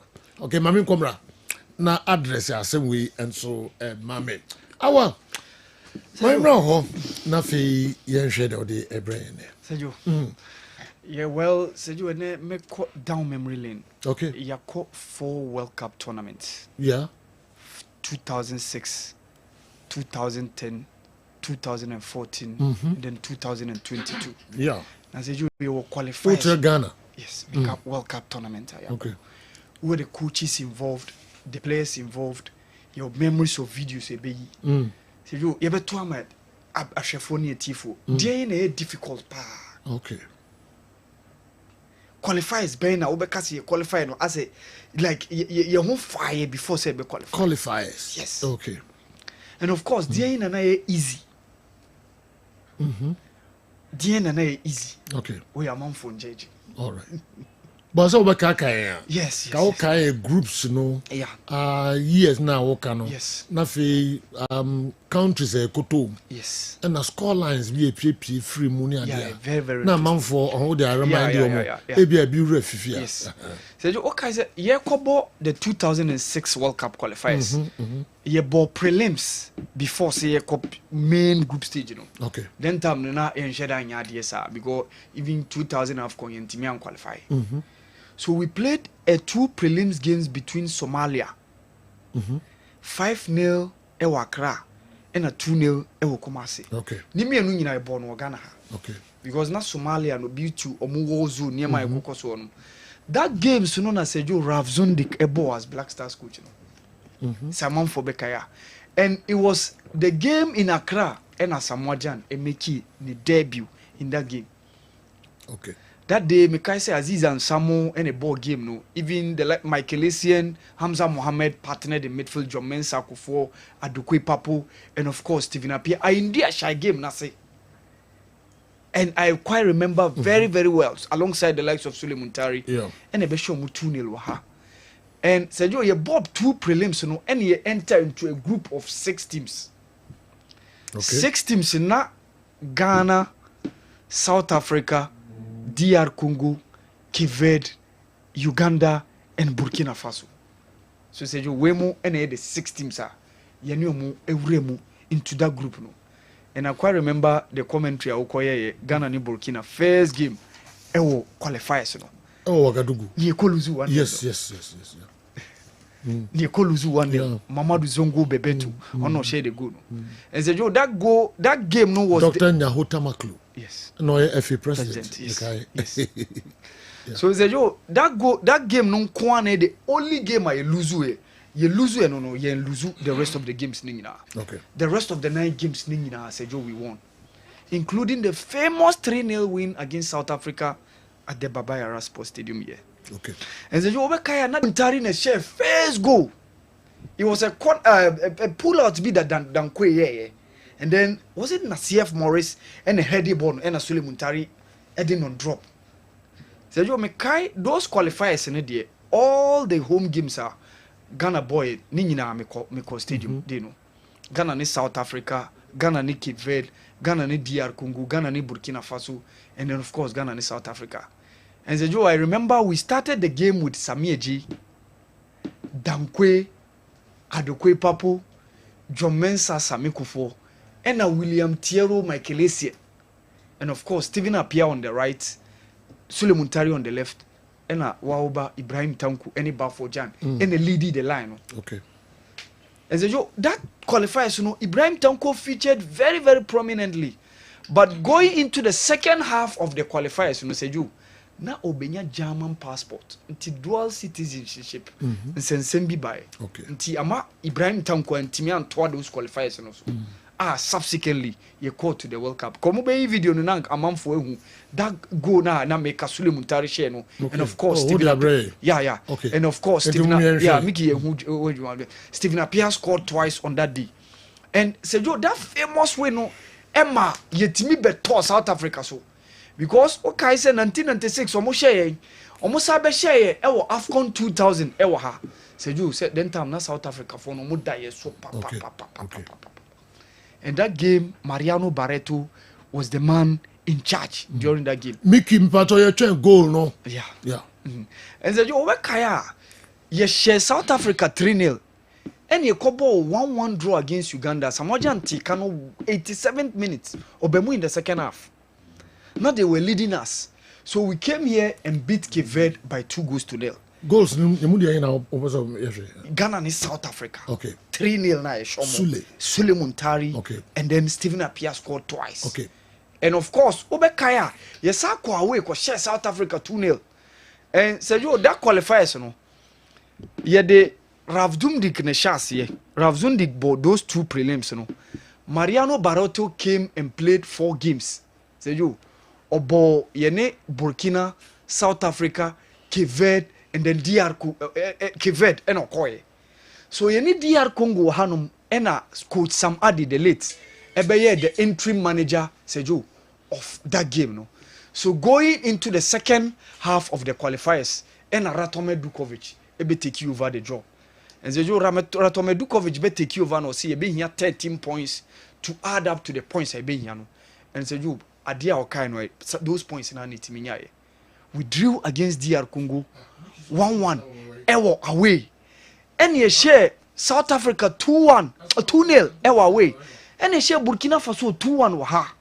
And of course, ye ko share Kessben by 4-0 and ye share Uganda by 2-0.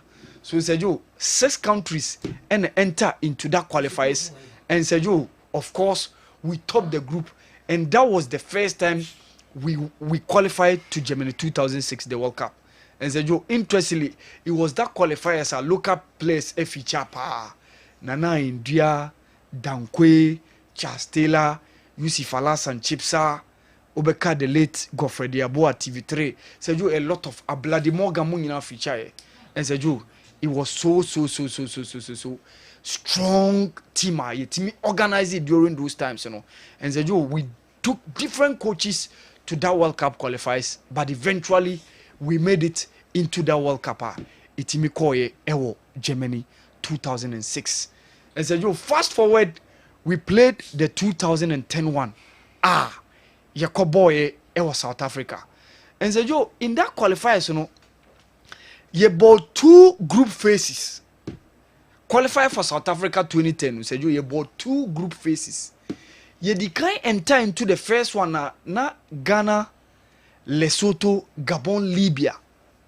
So ye bought qualifiers that first phase in we Sergio. Ni Libya ni Gabon ina obianya 12 points.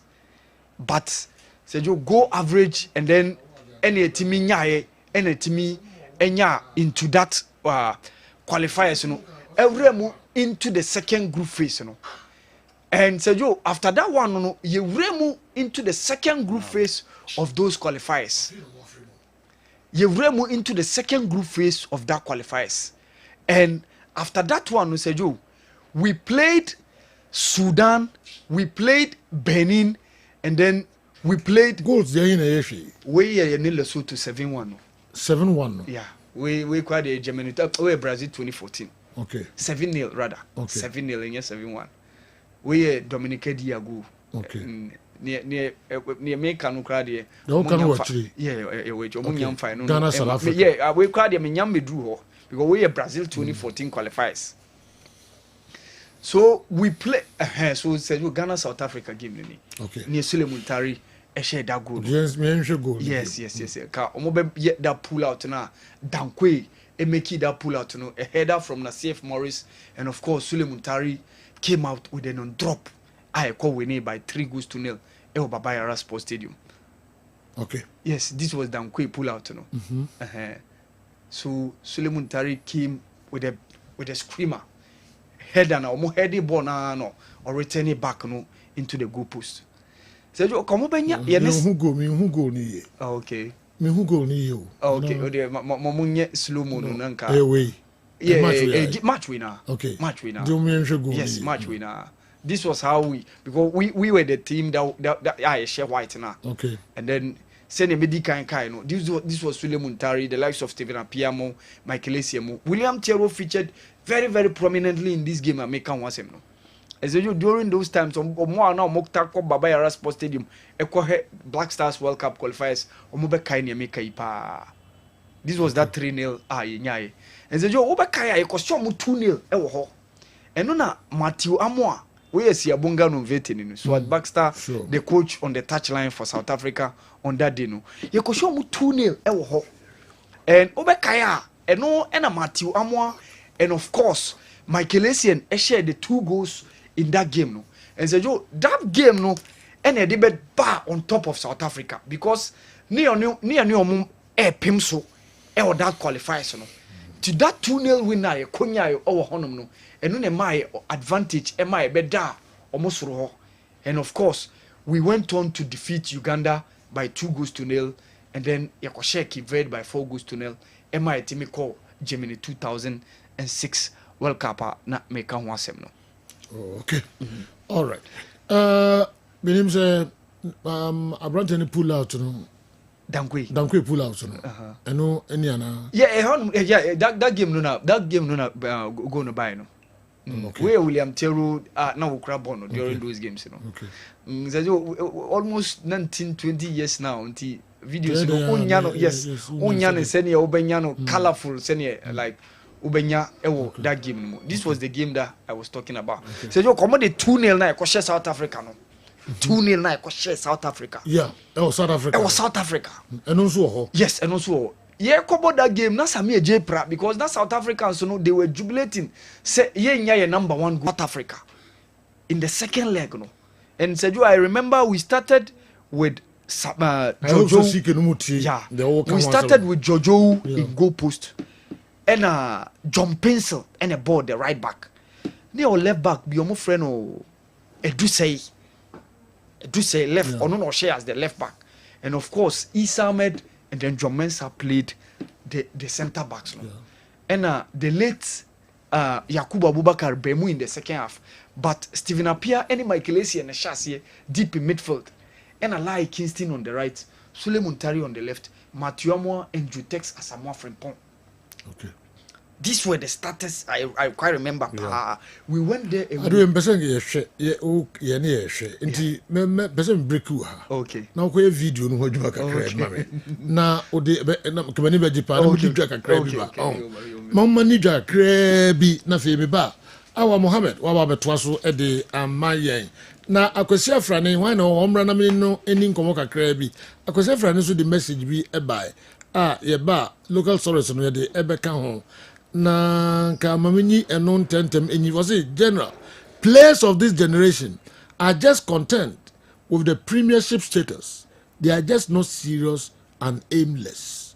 Team manager Brekum Chelsea akosia frane na di way by nka eba yemfanka first one now ono so de buy say DNT na fe na wo kasa asem no. Of course, come make your local stories free. Ani na ni ebedi ho enkomo plus other local stories I dey ho sem and so ebebremo any more messages no. Person me di dwa kakra Andy Fano Brem wa hana fi me hwe the echo Kessben television Kessben 3.3 Kessben 2.9 Accra DSTV channel 364 na fi Go TV channel 121 and 10 me ko eye cement seba na makodi enkomo kakra ho me ba na fi de aka no atoa so ama boss boko Sergio nyame adom bibia kama nyame adaroma okay I'm for train dey na dey brain Sergio medase na ya chi ahwefo ne yatiefo nyina na oni mi se semens mraso nsie dey ya wapom de ho nsem ena eba ebedi na me the good news bebre enam me de ba kon be start ba kon be to aso na me de ba kon so awie ɛti Semens Herbal Clinic asoɛyɛ ɛna yɛwɔ no na wohwɛ screen no so a yɛ numbers no gu so na mɛsrɛ sɛ mode baako no 0530 no ato so ɛde ama me na atiefoɔ ne ahwɛfoɔ nso astate afrɛ yɛn yɛwɔ Kumasi Asokore Mampong na deɛ ɛdi kan na good news ɛdi kan ɛyɛ health screening a ɛda yɛnim ɛyɛ May bosome no mu no on the 12th to on the 14th. On the 12th of May, ekopim on the 14th of May no, Semens panifoɔ ne nhyehyɛ to koma yɛba bɛyɛ free health screening. Ede ama obi bia ti ba bibia wa wo hwɛ me anawutie me no start ye wa homboa se o outside Kumasi se wo sahwi Accra ho northern ba bibia obia no de yan se obe ye ahomboa de ato on the 12th of May ekopim on the 14th 3 days eye May bosom no na de to so dumienu ekopim du 9 3 days a ye de asi wa ye ba be nhwehwemu outdoor ama free free health screening oba obenya konya aba ye doctor so abeka wo haw ne ye gyina so aye investigations ana hwehwemu de amana hwehwemu bebre na ebe free ye be kyekyere onsa free ye be hwe wo sugar so ama free ye be hwe odwunsom free e twa scan so a wo se twa scan ma wa eno so ye be twa ne free ye san hwehwemu no wie na problem ye be hu no aduro wo se ye de ma wo no de am se ye kan free health screening dia aduro nka ho ti aduro no de ho be so no na wato kama na wonso ode akwahye wo ho enti saa na hye ne te de obeya ne se oba be registration 20 cedis pe me pa cha man ka se 200 cedis 20 cedis asisi a bread and a pan on kwa netimi to no eno ene ye se fa be registration onje untua card ska onya hye ye be san ye test awodo bebre free amount umpewe na opeden tro date no to 12th of May ekopim on the 14th of May and as a free health screening no ebeba so ewo ya so ewo Kumasi Asokore Mampong na wahye ne nso de amae numbers no start frɛ open mu chechemu bia ofra ye no bedi nkomo na ka hu se ofrɛ ne ye ntimi amfa nso aye na course no dɔɔso ye den atɔ koso frɛ ye benya adagye na se dru so a ye be piki na ye na adi nkomo na mesrɛ sɛ momfa number 0530 no emfa ento so ma me 0530 123 996 monfa sa number no ento so emame na yese yare bia edokro no Semens bra na yentimi emboa wo ban so a doctor se betie wo haw na wo kan problem wi ya gina so de atoto ano wi na no na boa yen amia hu se hwehwemu be ne yenye nti wo ba enye guesswork se ne bruni be kan no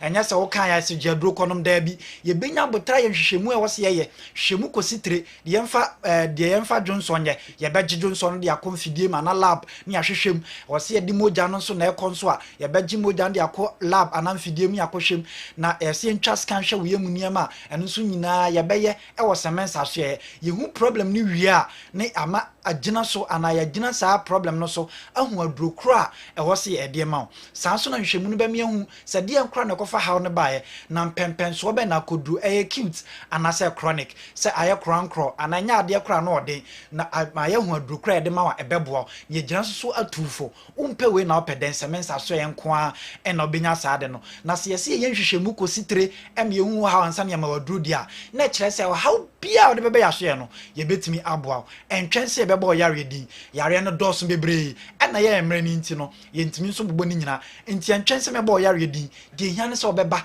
ya ye hwehwemu ya ma waduru abiduro krogen na ama won so apom de no asipi na asita nti fa number ni biem ebia na utie radio me bo number no o hwe TV no so a numbers no go screen ase fa na start friend na ye na ending komo 0530 123 996 0530 123 996 ye Kumasi Asokore Mampong fa numbers no fre tokoso fra to say unso bedu so a ye befa ne na wo adi enkomo na ne edi nkomo kakra bi enso afa yare boni a kro atiate sankofo bebre mo fre Dr. Manya gonorrhea me pa che ka se gonorrhea yare a yare a etiti amanfo bebre yare a ha amanfo bebre a omo fre na omo complaini omo ban so omo ya asutie anaso omo ya somre eba ema ye de omo to aduro so no nche na omo ho atomo onso person kan san crofo no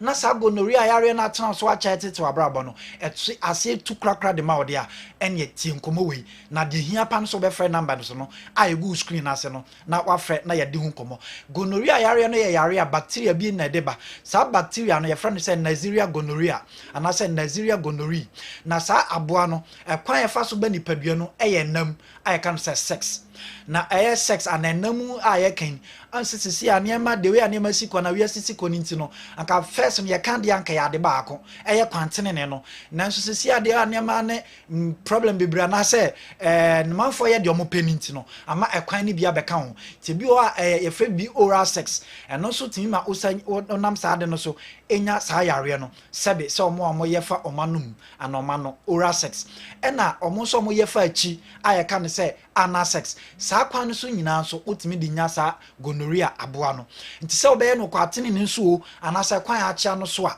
ni nyina otimi fa so enya aboa no na se gonorrhea aboa no ba nipadua ni mu a oye bema usually amota edin semone ntem within 2 to 3 days na nsemone na start koso nipadua ni na ahyenso dia na symptoms no a start say den daddy ma no de bi o etimi ko some weeks ansa na symptoms na start say den daddy na mema de daddy ntem se gonorrhea mo ano ko nipadua ni mu sa na usually babia ehofo anase broni be kan say the wet places eno omompe dry places omompe wet places babia nsuo wo ana babia ho ayenwunu ana afo no eho na gonorrhea mo ano etimi etena ana epe yie pa nti usually say unya through the normal sex na yase so ye be ma obemam anase oba nso wase ena mo ano tatena se eye through oral sex a ese bi omo de oma no eye no eno so eba sa emmo no eta etimi tena wanum anase womunim especially I can say with throat ebiem se okoye no ekwan ye wo back anase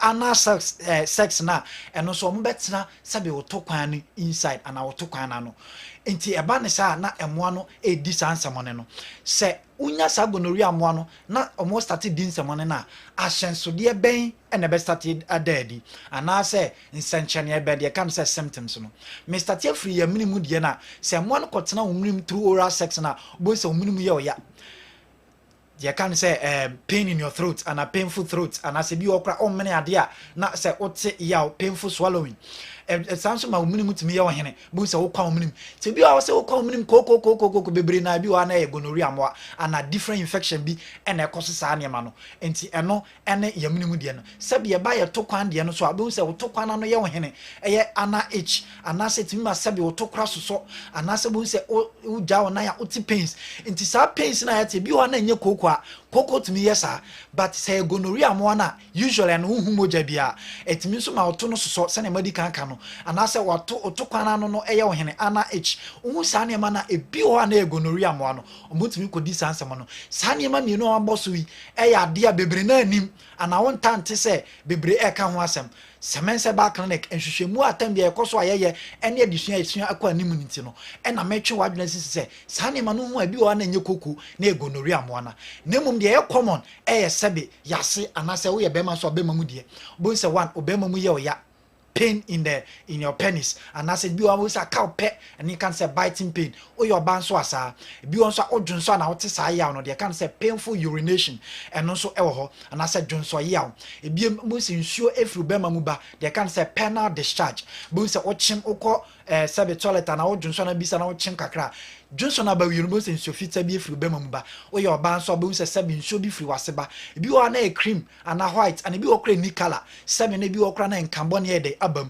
vagina discharge, Tisansione tabuno, if you are a old depoia candidates, be also a gonorrhea, and as a babaso. Intiano so 8 me yes, Sanson etima and San Egu Bemaho, and as and San Eguasi, you are Obema who and our Sibe when Henesauti Cruede, Abba, Sani money in a gonorrhea 1 8 me a distance. No ebiem mo se kakra na dwonso de and as o dwonso ese ni nyina mba gonorrhea mo ano etimi eyes anima ni nyina ebiem timi ma dwonso na ni yeden esesan color cloudy na sebi enkambo ni bi yeden aba dwonso nim de kan say foul smelling urine sane ma we nyina ya hyanso de a wonya gonorrhea mo na etimi yeden edadi ti se ne mama boboso no from umlim to sebi wotokwan to wase anasa obema mu se wo sane ma we nyina bia tutu na mombra Semens Herbal Clinic ayo kumase asokore mampo oba ye betimi ahwehwehwemu na ya boa na yetu ase krakra dia ma ka hu se sanso na other infection timi yesa ntin hwehwemu no na bekere se chlamydia, candidiasis, syphilis, anempo gonorrhea maka ho asemi na etimi yesa wamba me ntu ase na etena ho cha ebetimi ama wo ho ayeden wo yoba ebetimi ama wo menses no emba yie na entu sisi na se chimato bia na se wayase be ya gonorrhea monitimi kodi sansemane no wo menses anase wa wo mu na awo ho ayeden timi awode na no ye den na onu hukunu hia na nsuo ni nyina samba ana bebere na samba wo ye be man so a etimi so affect wo testicles na ebe produce sperm no ti sano bo se nsuo na ebeba no ahode nim ana dodo no kra ewo form na na se omo hankeka no wo form sane ma we nyina ye nsemone a gonorrhea mo no etimi ekodi no na eba ema de mu ne kan se PID se ne medical boss no be ma no so sperm problems inti sa no wan hwe ya untumi ho inti awo bebre ho nso a infection na deba ebi ni gonorrhea asema makan wan ba me ntimi amboa wa wan hwe ya ebeye nsem bebre ti de hia ne se obesa fa numbers na me ba be boso no bra na ye ntimi amboa eye 0530 123 996 0530 123 996 ye okumase asokore mampo yare bia de bebe yaso ye no uba na yehwemu wie na yehu ba biare ni fi ba ya do beto do so na ho ato krakra ya wo mu problem se na maka na e bia na de infection mabosu ya na se other problems a yehwemu a ye behu stroke diabetes pressure ni nyina oba ye betimi eden aboa ufi akra ba siwatek junction faka ewo tech junction say oba sokore mampon o se obesi wa Semens ombesi wo na mede bibia eba wie krakra no make say the good news back one ate Semens ye try ahiem ye se ye padwumayefo bebre tu yo bia wo hwe me wutie me o ye nurse ni o ye midwife o ye physician assistant AP ukra MC a utimi ye adwuma o drugstore na pharmacy shop o ye sonographer mamutwa scan ana security o pese o ye adwuma as a security personnel safo ni nyina no de hia say o de wa application ebeba Semens aswe free number no na ginchemu na fa wa application bra ye be free for interview 0530 123 996 Sergio na me ensure papa okay na Semens Herbal mun friend numbers no na mo ne omo eni enkomo de how bia no enso ombe ye fro de amamo Semens Herbal all right awal Mohammed ba na fe wa ba beto so de amayen kwa Mickey enso e was standby local stories no or the ebe brain bouncer anyway about 2006 East Legon bouncer or say 2006 difficult but was beautiful because it was our first time qualifying for the World Cup. 2010 was so easy. Bouncer, the ultimate scaffold, new Achimota, overhead no so way and so ebrain and anopay. Yeah, it was so our Branafe read of the ebrain. Bouncer, I say 2006 and intimate Frida. On the first time I qualify. Now 2010 na so easy. The fan Ghana fan for power. 2010 no say you bought two faces. You can ball first group face. And you can ball second group face. Okay. So you first and you brave. First face no you brave. Because ni Libya yani Gabon any Lesotho. You will qualify so ni Libya ni Gabon nyina obi anya 12 points. Okay. So say you necessary head to head and go difference. Mu 2 and san ya cut to the next phase no. All right. So say you no na a very long kakra. Okay. But say you Awal has forgotten that Samoa scored first before Shaban Nonda dribbled Kofi Gari and made a cross for their equalizer. And Oka DR Congo. Me na me kai ni Uganda. Okay, James Kennedy way back. Yes. Ye me na me kai ni Uganda. Me kai say ye ni Uganda na Samoa be mu second half. Okay. But ni DR Congo de ne dia Samoa hyase de no. So say yo ye ni Uganda de no ye kobo enu no na ye be ball Kessben wo ha. Ni ye be show mu 2-0 no. Okay. So after say be share Kessben 2-0 wo ha ene ni DR Congo ball goalless draw. Enu na the late Sam Adi boy because na Mariano Barreto I resign. Okay. Every adwuma no. Nti the late Samadi ne board that only game no. And of course Ratome Dukovic ebe for adwuma no. But Joe, in the second half of that qualifiers no, Shabani known that no and na Samoja and can share the first goal no. Long bobby from Lai Kingston. And Samoja on country no share. And they share Burkina Faso by 2-1. Say Joe, that game one ye brepa. They scored first. Mumuni Dagano and share the first goal no. Before say a take a penalty. Penalty. And Matuamo Ediba Conso can man ko ye 2-1. Ye brepa honestly. Okay. Ye bre. But say yo, ye cause South Africa ko show mu 2-0. Yeah. And when Matuamo and Michael Essien share those 2 goals no. And that game videos he has a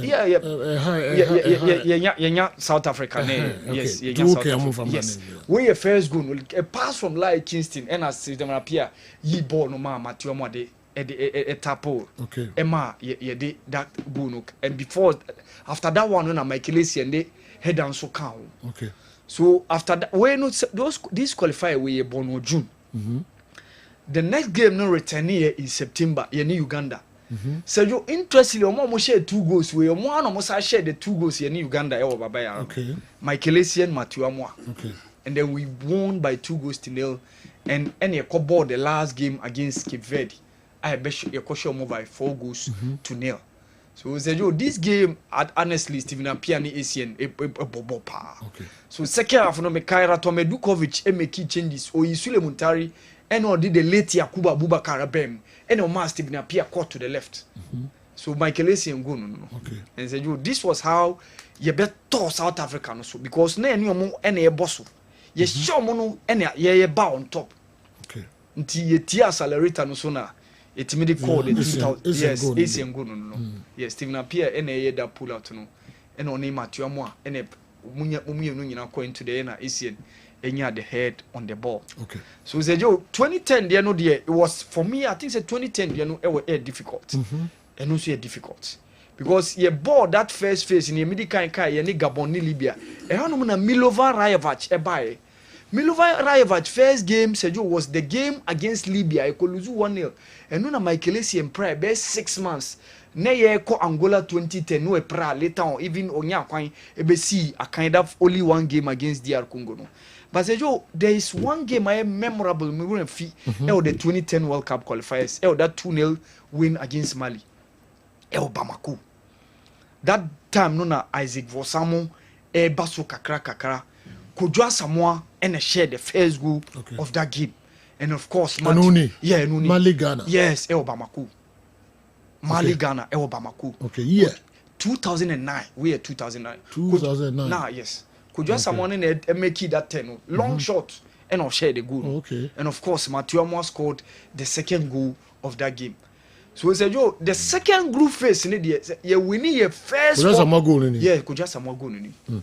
It was a throw from John Pencil or make it 10. Said you just one move and or the left, a ball shot, Wow. Emma, the first goal no buy. Because near the kind of Benin by a goal to nil, Ewaha. Prince Tego ne share that goal no. Okay. That goal no bar. I think the earliest first second minute of the game. Ye share ya ne the boy ya ma ye point and ye share Mali 2-0. Okay. Ye ko ball Sudan show mu 2-0. And ye sabe share Sudan 2-0 Accra Sports Stadium. Okay. So the job by any Sudan ne by 4 games ya bo 4 games near the camp I qualify. Not the rest of the 2 games ningina and share any bearing on the results and share any effect be. Game where game where in any Sudan Ghana Sudan Accra Sports Stadium. So 2009 by that way you share we na say you near qualify we. Na any Benin any Mali babaya and say you na result no en affect any bibia because near the kan the 4 wins na ye di kan share no. So say you 2010 there no 2 phases. I see. And also 2 coaches in a boy. Silas Tete Bobo Shase and a Milova Rajevac. And I take you over and me qualify. And then we went entered into the 2014 you know. So yo that World Cup is the only qualifier coach Bakune Shase born in NDA. And that is James Kosiapia. Okay. Kosiapia and board that qualifies in 2014 World Cup. 2014. yenya qualifiers a ubeka say coach ba kwa abo eno nko a Brazil. Yes, because qualifiers bia e bi chance ne bi ba ende. Uwe Germany 2006 Ralf Zundik, Mariano Barreto, the late Samade, and of course Ratome Dukovic. Uwe 2010 Selastete Bobo Chassie because not Claude Leroy ko. Ratome Dukovic bende. And then Kusi appeared ono kwano born there. Okay. And then 2022 there no Obeka Sike, Obeka Milo, and then Wabeka Utwadu. So Yanko 2014. Okay. Yes, shares Lesotho 7-0 El Baba Yara Sports Stadium. That day no na Obeka I think say ye Doom Light it was stadium. Ye Doom Light. Yes. Yeah, Bobo no. And I think the director of communications at the presidency was saying ECG heads must roll. That game me kaipa say you that time there na me wo me share game you wo yeah then time na me yes oh, so nice. yes we I think say was it the day you kujwa someone share that go yeah ni Lesotho show mo 7-0 e wo Baba Yara Sports Stadium ye ko share Sudan 3-1 Lesotho in see shop we Dominica dia we Dominica dia share 2 goals on that day ye ko share Lesotho ewa away and then Zambia ko share 1-0 ewa ho. That was the day Christian Achu made his debut of blessed memory say you. That was the day Christian Achu made his debut. Then time no FC Porto no Baso kakra and akwasi apia man debut. Na say game aye prepa ni Zambia 2-1 ewa. And Zambia my tough time because not them time they were African champions. Kennedy mu winning in that goal post no. Nathan Sinkala, Rainford Kalaba, all those guys, Obeka Christopher Katongo, the captain, the general, and of course Ninia Felix Katongo, Stopila Sunzu, mo where John Boy ne assisted Majid Waris this goal. Okay. So Majid Waris scored this goal. Kujwa Samoa scored the second. But even though Nathan Sinkala had the consolation goal for Zambia in that game. So say you now way and you hear that win to ensure our spot in the playoff. Okay. And before say a babebo game way, na Sudan akwa konya goalless draw bi o Zambia say you no so boy after that game against Lesotho no, then we entered into the playoff where we met Zambia. Where we met Egypt say you. I think say a game Ghana for be referee 6-1 no. All right. Near share Egypt 6-1 sure. Baba Yara Sports Stadium. A game of Bia wouldn't be that. 6-1 because any Egypt eba be bona na yam shishia wo ho seju. Among for ni say hey Egypt dey bet me show mo. This is the game. Yeah, this is the game. This is the game. Wow. Asamoah Gyan scored twice. The late Christian Achu, Obeka Sulemuntari, and of course Sulemuntari scored from the spot. Where Asamoah Gyan go no. He received the pass from Majid Waris and O'Shea. And of course, one of the goals was an ongo, Michael Essien or Chichi Omoema Wael Goma, Eshen Hono. So we said, Joe, this game is so memorable. Yeah. After this game, we went to Egypt and we lost by 2-1. But Esa say Yedi can share 6-1. They said, Joe, now Yedi can secure a spot. Ewo that World Cup ewo Brazil 2014. Yeah. And said, Joe, those times they had 3 consecutive World Cup qualifications. Goes after Brazil 2014, after South Africa 2010, and then you call 2014 Brazil, and you call Russia 2018. This game media said you looking very memorable. Sure. And of course, you be move into the 2018 they said you qualify. Qualify. Then of course we cut the 2022 one. Near your chassis in South Africa. You share Ethiopia by go to nil ewaha. You could lose South Africa and okay. Share Zimbabwe by 3-1. And no Cape Coast Stadium.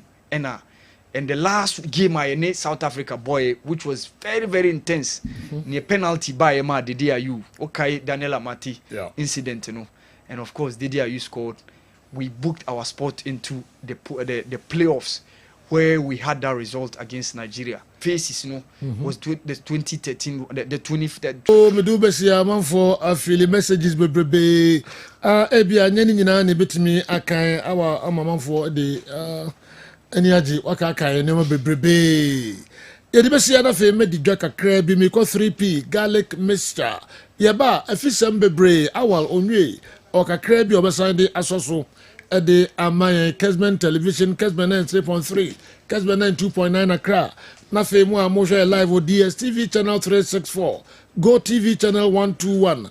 Me who messages kakra wa haye kwaba na ya be yini nyina enso e de a free home. Kumasi Asante Kotoko press conference na mo eye no de na ekoso e ho ye nyina be bra mo kwa make it local stories e beba na fe yakọ ye legends no enso e ho na ya hwese mrebebem ama ya tie omo a.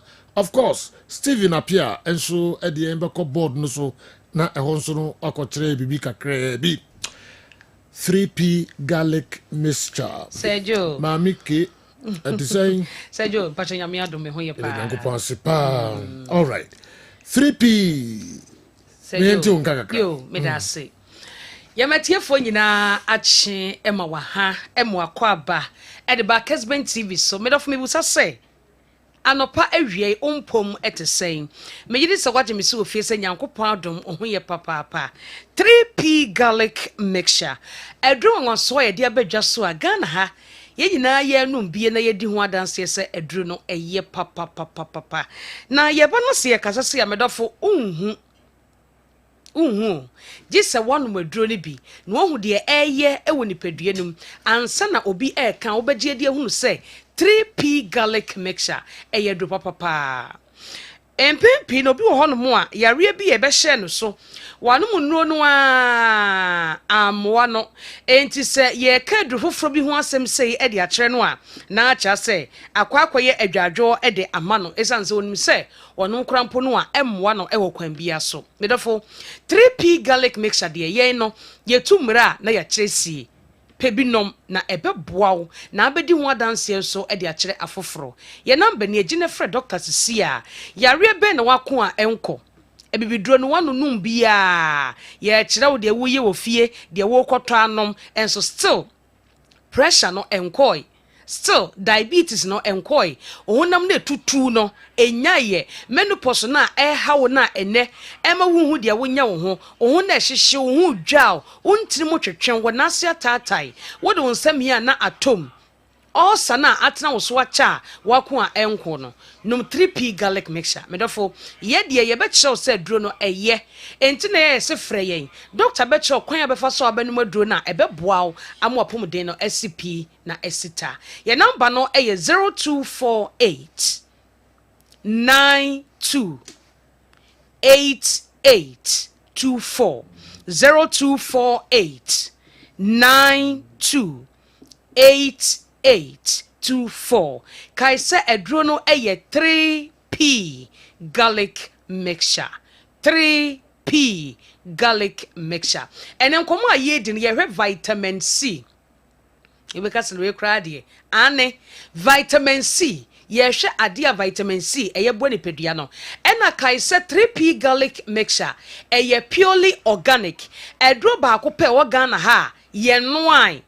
Tede wo hwe ne TV no so na eye nsuo no a e woto ne mu no mixture no ye no ayo 3P garlic mixture ye fancy jaso de etoso mienu 3P garlic mixture ensuo nim enya wanwa pa eduro ye mixture ensuo nanso wo komu a ensuo nim enti na ma eduro no eye purely natural chese enuaba ne hahama ne nubra no ye chinsam ne saa na ye de aye eduro no medofo edro we eye papa en na e kire wo se edro ni nkaja ensuo nso nim eti wonom a eye adwuma direct na enipa yankasa yentimi produce vitamin C 83P garlic mixture so no enuaba ne hahama na yede ye no vitamin C wa adro no mu dada eti wonom no ekoboa ni pedua no e wo vitamin C a e wo se wunya na eboa ma wapom de ho nsem etumi ekoyie enti vitamin C enima yema ni pedua no eye bebre vitamin C eboa wo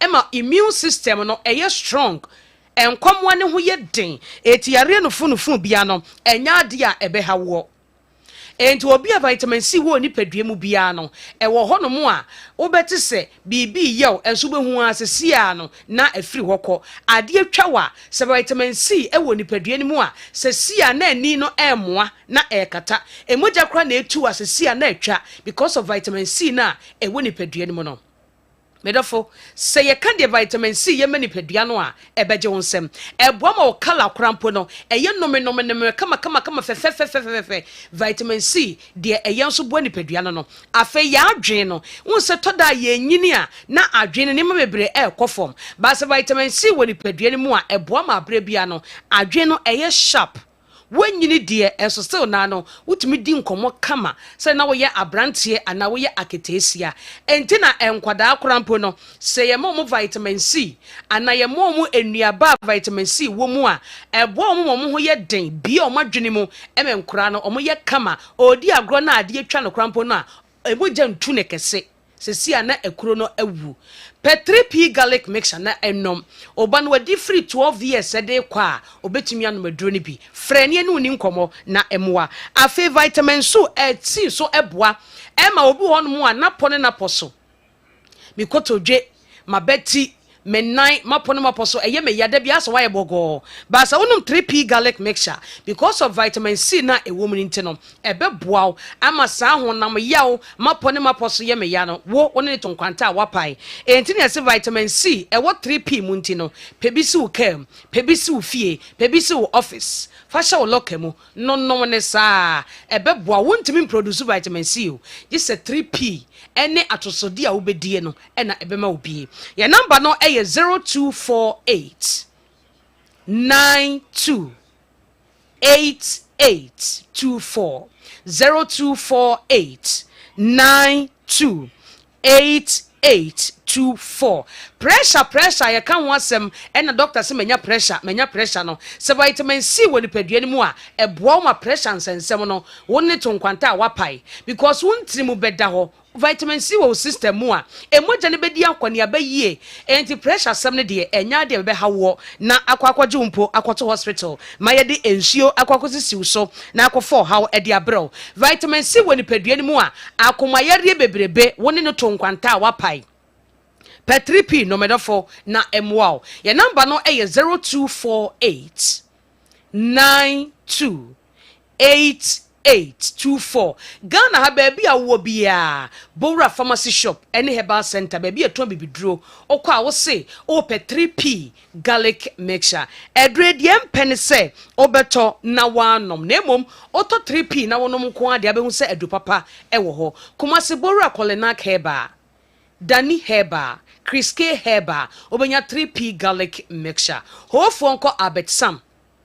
Takradi AA Mensa, Koforidia Gabson Pharmacy. Mumuni Away Enterprise wa yene cathedral di shenimu. Wafa kwadwo Heba temale baby electromat wana and the UDS and Sobra Charles ho. What the pharmacy and baby a tobi bidru ko. Said the ocean or Kessben TV no sa na 3P tie pharmacy and na Heba shop kwadwo de nom ebeboa pa. Me mo yare so no nche se mwa frey ni eni nkomo. Number ni 0248 92 8824 kai se 3P ewotoam ni tie kokko ehwe ebo enti uto a na wosomuye nyankopon ya adom a dasene eno besediesia nyankopon ya adom a dasene ye besan ni 3P garlic mixture mami ke asan ehia sese de bibia e kama washase enti bibia timisi uti bibia ma nenyo ngongo kra Mami K. all right. My friend numbers na money omo any enkomo Kessben television mi gidi yepa se Steven apia oni eye kala enso aye krado amekomo na mahwe kakra omo so di breyen local stories and afi ya nchechemu no enso ho ma menhwe mo messages yi kakra bi na menko eye kala ene Stevo Alaji Mama Salia, if you're on Chibanda line anyway, I still cannot come to terms with why Hacho folk is finding a mountainous load, taking Abubakar Ouattara off their head, even though they are tired. The kind of match results ordeal the Ivorians subjected the Phobians to mounts to what Eric Ten Hag inflicted on Manchester United. The Red Devils have done the needful. And I don't know why they cannot do same. Even Prosper Ogum, who is placed in the top 4, has been sacked for recording 0 points from the last 2 GPL games. Alaji Nediwe eba ede no Sunday so I hear some people are suddenly labeling the Asante Kotoko players as a bunch of indiscriminately indisciplined players. Assuming without admitting that what they are saying is true, what held them back when they became aware of those indisciplined acts? Coach Sefa went as far as accusing them of snatching each other's girlfriends. The decision to keep quiet over these alleged wrongs marks of hypocrisy and double standards. If these wrongs had been exposed much earlier, the team would have been a better place for them all, and success will have been the end results. Alaji, tintin dodo. All right, Maminko, Stephen, appear eho kala na waba mejidi se woni nam kasa woni partner. Ya jo na me woni chen but them say the production o ye na nura de na me pesa bi na ye no wa fanshi mutima ese na me aduma. No way. Me pesa me ye but na and so different video pesa me hwe. Okay, ansana. Ndi ye fan eno to ansana. Fan to isi na kono video ni. Okay. All right. Intina and so no. Sadia Meko Mohammed Polo mon na moye ready na makika bom na ya hwe da mode ebre. And it's a Mohammed Polo de no aye ready. Nkomo aye call na so Vincent Doku ejina ho de ema Kessben ye call na so ni Mohammed Polo ekototwe ho nkomo no umayinti kakra. Mohammed Polo mo nanse no omo ambambe to bebre na ambambe to ye ka Mohammed Polo a wan ene Mohammed Polo na ehimfa kra e na we start ball e dey free area no na ye mbo coast football na ye born wo Accra Central enti you know nkrofo no omo amu hwe football no omo ba omo be hwe akwala kitwa wo ne mpeni football enti omo be family na makobo you know your friend say coast football no e wa Accra through that no na me say yempeni bako e feel say no it is time say me nkobo Hearts of Oaks nti me nko for trials at that time me seniors be alcohol they say anase do any labaran omuso na ye nyina na ebo at the same area nti omo call no FI omo na o se me so memra na me se me de me feel say me so te me nko o se de be say but say oni omo na ebo once omo akona ayeye o susu ebe yi ama I say okay if that is the case you know it's a obe kasama me because me de me name obi awo o say bra as of us here de ko na omo ko e ko no susu a e go gina ho na ebo e wo e friend sem omo old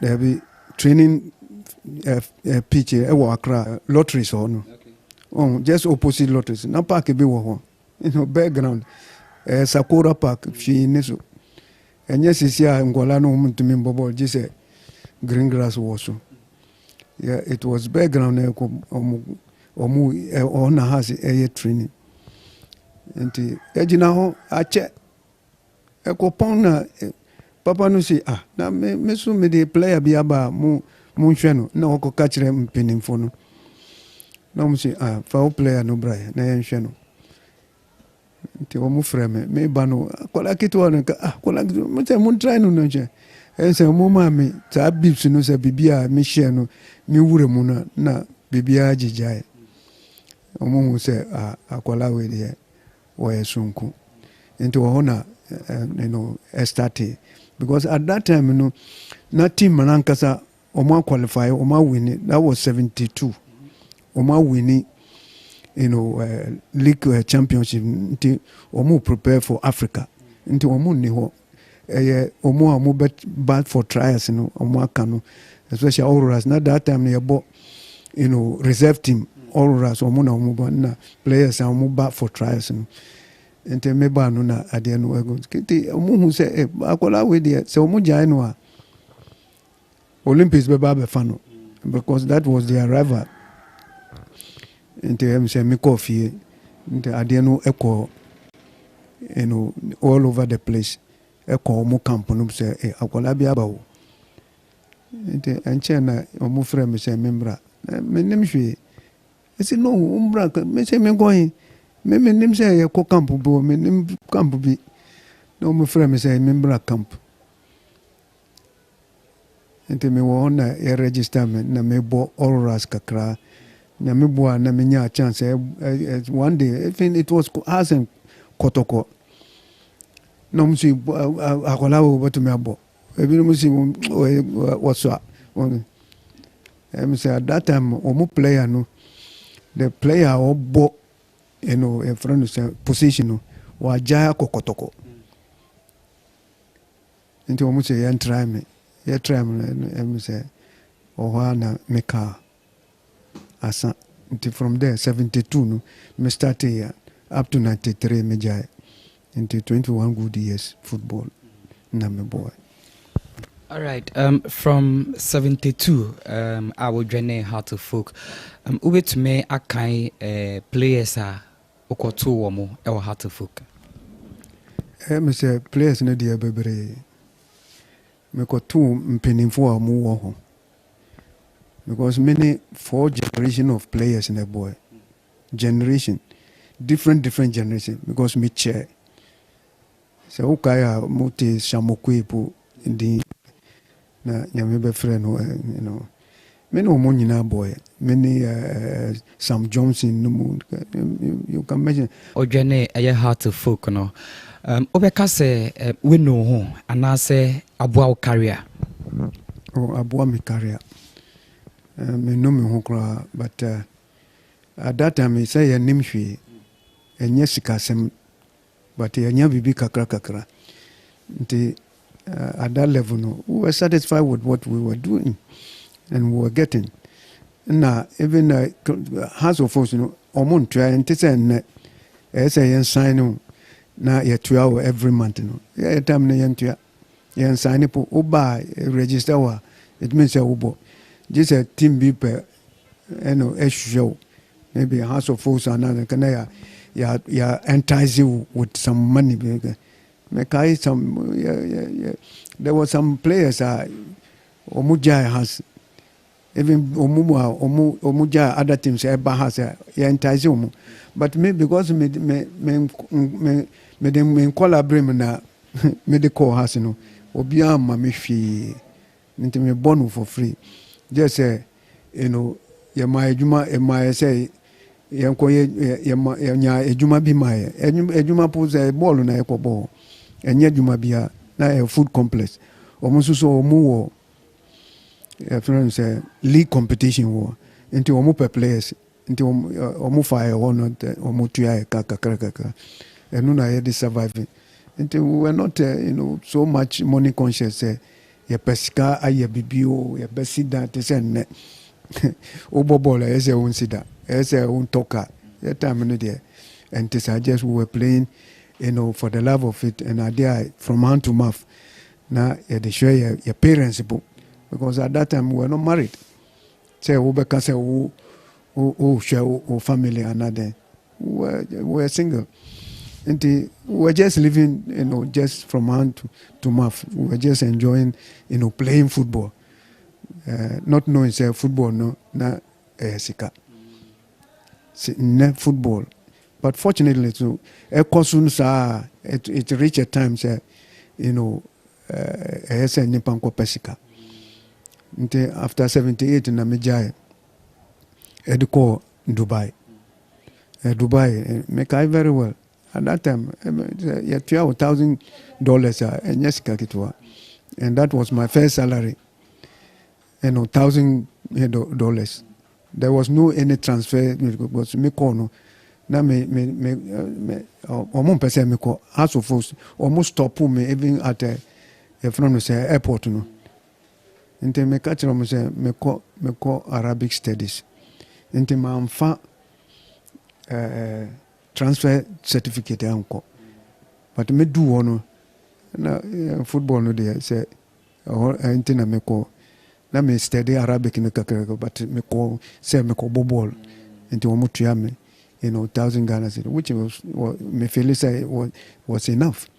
But even signing fee as a house of us omo nya no, because omo fa kwan, omo person omo stop me no. Me decided say me ko study. Ntina me ko nte omo nji any transfer fee ma omo te say player o kono e say nji transfer fee. So they couldn't get that money. So me say that is how it came about. Say how to folk omo si wo kwan say men kuntina onso decide ye say obefa sa kwan no so aka kire omo so enye football na ekwakobo. Na mbom okusua de and now the found now the koi. Exactly. Even that me catch them say almost stop me. But fortunately for me, say it is time for me to travel. Now me person me travel because me can very well na ma pra. Me pra na omo an treating me. How to folk? Omo an treating injury no. Until me the ball blaster, me the ball has a ball me panier. I became fed up. Me feel say it is enough because even me kai 78 year winning cup no me design injury na ball me kai now we were in camp the whole 1 full year prepare so that we win that 1978 cup no. That was the third time. At that time I'm penny for no 63 65 no ma winning 2 times. 78 is an opportunity. Now we were staging your hosty waha. Until ye call camp, ye jafie cry at call camp. Na me yare. I'm sure injury no me the injury no because me akwala. I was able to manage na me but you can't do that. It's it's your friend it's your friend human abuse. Because so prana o de bobo anything at all can happen to you. But nyame achede me manage at the boss I call Europe. Me kai ko Europe, Eastern Europe we Czech, China ni na Holland ye bo matches ni na ye back when the competition was 78 ye winning cup for the third time for good no cup no ye making sure say cup no me ba kra no na ma bre me sisa me no ma coffee me to me from Hartlepool camp. There be national camp. National team camp. Yes. Me say me normal. But because there were equally some good players there. There was Francis Kumi, ne Ajimam Prempe. These are all lefties or mobile position, and they are very good players, very quality players. But me wohoa. Definitely, maybe preferably with these injuries, even I'll be forced to play. Into Mrs. San, the coaches I work on, who say me yare, but they couldn't do anything. Me call no omo complain, omo can't see. Into me coffee, so Mrs. Mayfield say I have to go home. Into that was an opportunity for players I make kind of Francis Kumi and Ajimam Bedunu Ombanya Biabo. Unfortunately, before you play such tournament, you call for medical checkup. Now these 2 players, they were declared unfit. Baku nai buye na baku susua he was declared unfit. Yarebi wo ni. Inte yarebi wo me yare me nai me kamedia me. Into me so maja kofi. Into yes another lefty. That was Kuntum Blancy. Now we sorry, army team no. Now we were army SS74. Now we not we were very good. Na yadi ba national team. We not national that call na friend. But normally after every a competition say mpenifo omoba maye that sort of thing say nansenya okaya it says John Dramani mama o committee blaster players omukobo omuni from Chad any away matches 2 matches okoma that sort of encouraging sir nti opening a wo minister of sports opening that na soldier some na ono we colonel since was ese wombra na ombema da encourage you need for that competition into woba now he was fan of me woba no wan hu me nti wo kono na obisa coaches no say Polo ma hu Polo o he mukacha say Polo assistant no ma kofio o say wayare I say how nti say because o be say me corner ebinu mo benya chance because say bibia they should have complained say manko you be travel but Mrs. Amino and there was nothing that can be done at that time but opinion what di mechi eba ni ma ho oba frame na me de normal ko kana me wo fie me ko bebia na pie na soja wa share soja atare wo pie nti ni ma agbona no aye den na police me say soja opinion eba be hwene sa nti me pie ba na o si den eba na wo me say ma bro me nai I say what have fit poor. Oh yes, we fit. You can imagine. What it means is I'm no member na yemko. Na me kajo say me ma me ni ho. Nti me pese me ma membra because me kono na me ma me wo pie wa kwadwem.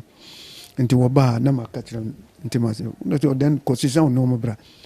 Nti opinion na wo sisa me no me what me no call campo. Ansana me mama ba na me catch me mama say me akwala na me mama go say hey opening ka be friend ko mama blessing and lo and behold so a blessing one mama with even this injury me call camp first match na the second day na yes competition started yani Zambia mama because na and him say me yare and the match was tough and after match nyame boa na yenya 2-1 win and the next match and I say no Polo and Sambra back to and I was forced to come in. Lo and behold Zuzua with the blessings of your mother or my blessing me share Jesse Zuzua I performed very well and from the only one match I'm more until me born in na the winning cup for Ghana for keeps too. Until me danya Messi as I say, it's a legacy nyamisi ese medin wumu na ne ka umu winning cup ama a Ghana and very important for keeps.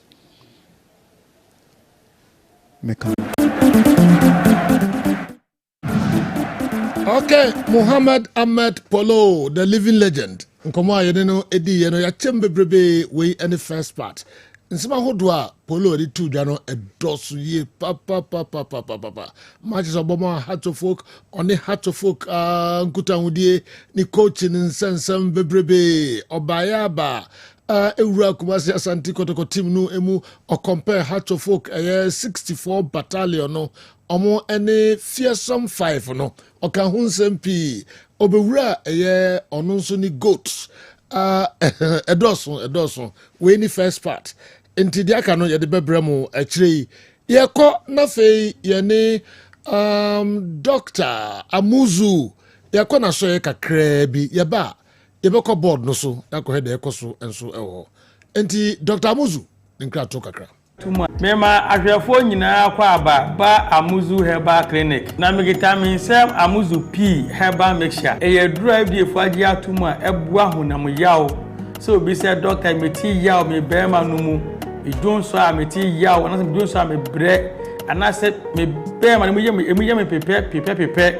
de wuhia eya Amuzu P Herbal Mixture doc meni me ri hye no ho sane me ana yaw pa na mete se we na o ti se be ma de dura mekanfo ama wo no ya Amuzu P Herbal Mixture obi se dog me hu se me jonso a ana jonso ne nyefe ana pam no wo hye pa edi junso na echi doc me junso ase na bia kam mo sa se ma ya se me ya be ma wo sa haw no me kanfo amuzu pi mu nya beko di oti yaw oni ntohwe no mo di ani ntohwe a week later in Johannesburg holding on hono sangofo nyina no me kanfo amuzu pi e ma nwate obi se doc me junso ana emo apai we nam sen obi se doc me junso ani nsuo kwa totro efremu ba ena obi se doctor me koja na so se me chemu a obo se ka frɛ na nsuo man efreba no ba de ahia ya amuzu pi heba mixture oba so a otie mi a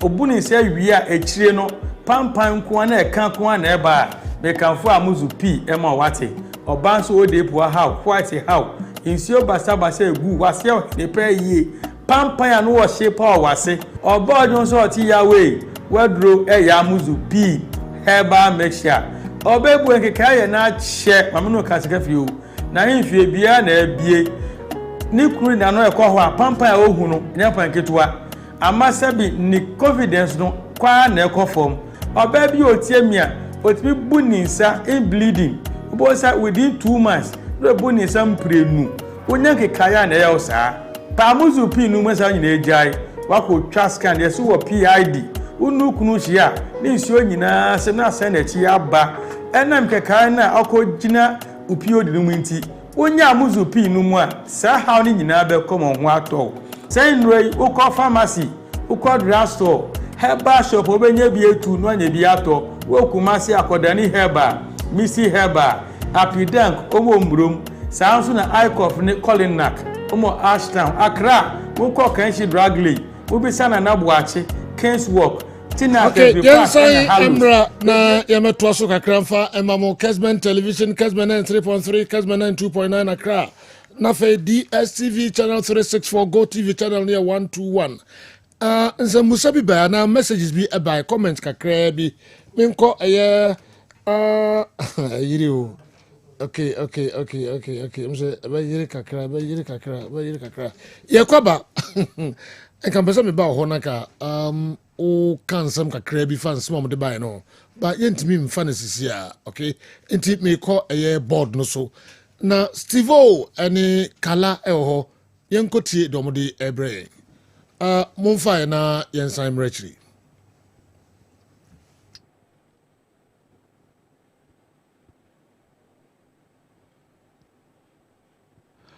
All right, boss. Yami atiefo akwaba Empire Studio ha na ene yebehwe kwa ebobo kwa ni dini House of Folk ehunkobo na yetimi edi na campaign se okotre di okori ni mako abo aponkyerani wote humfifire se Nkumasa Asante Kotoko ena apamu ni head coach nenso wonu mete humpenten kwa House of Folk yebekwa akodi eno hunkomo na nsana yebekwa akodi House of Folk ho enkomo no bobo kwa ni dini ede Nations FC ehye Nkumasa Asante Kotoko ekamiunu na the second goal no enjinu ahwe bebrebe ene etimi aba ho I said that from journalistic point of view, mitimi ed media by nenso ene anope na wiamu no yete say yenya the technical man nankasa wa ha yene no eba bedi Kumasi Asante Kotoko second go mu consider ye wa brankese na no kwasiera no na yetimi ahwe no so na dwenkyira obetimi ede aba nti say ye bo play no ne ahase ba bi a build up no ahase free no ba bi kokowie no na ref enso etimi ed ne technical side no etimi ede aba wa bra ye di the second go no enso ehu enkomonti ref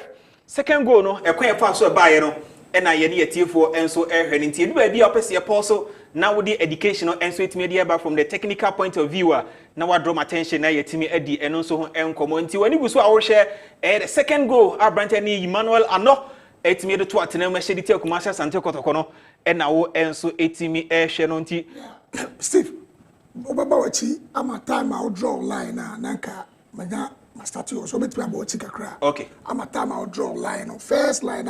Okay. Or receive pass now. Okay.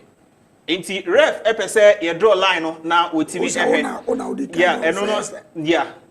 Eno no e ho nti ye hwe eye we. Said the now the chere wo die rum na mpese menya correction bi ansa na mato aso afrio.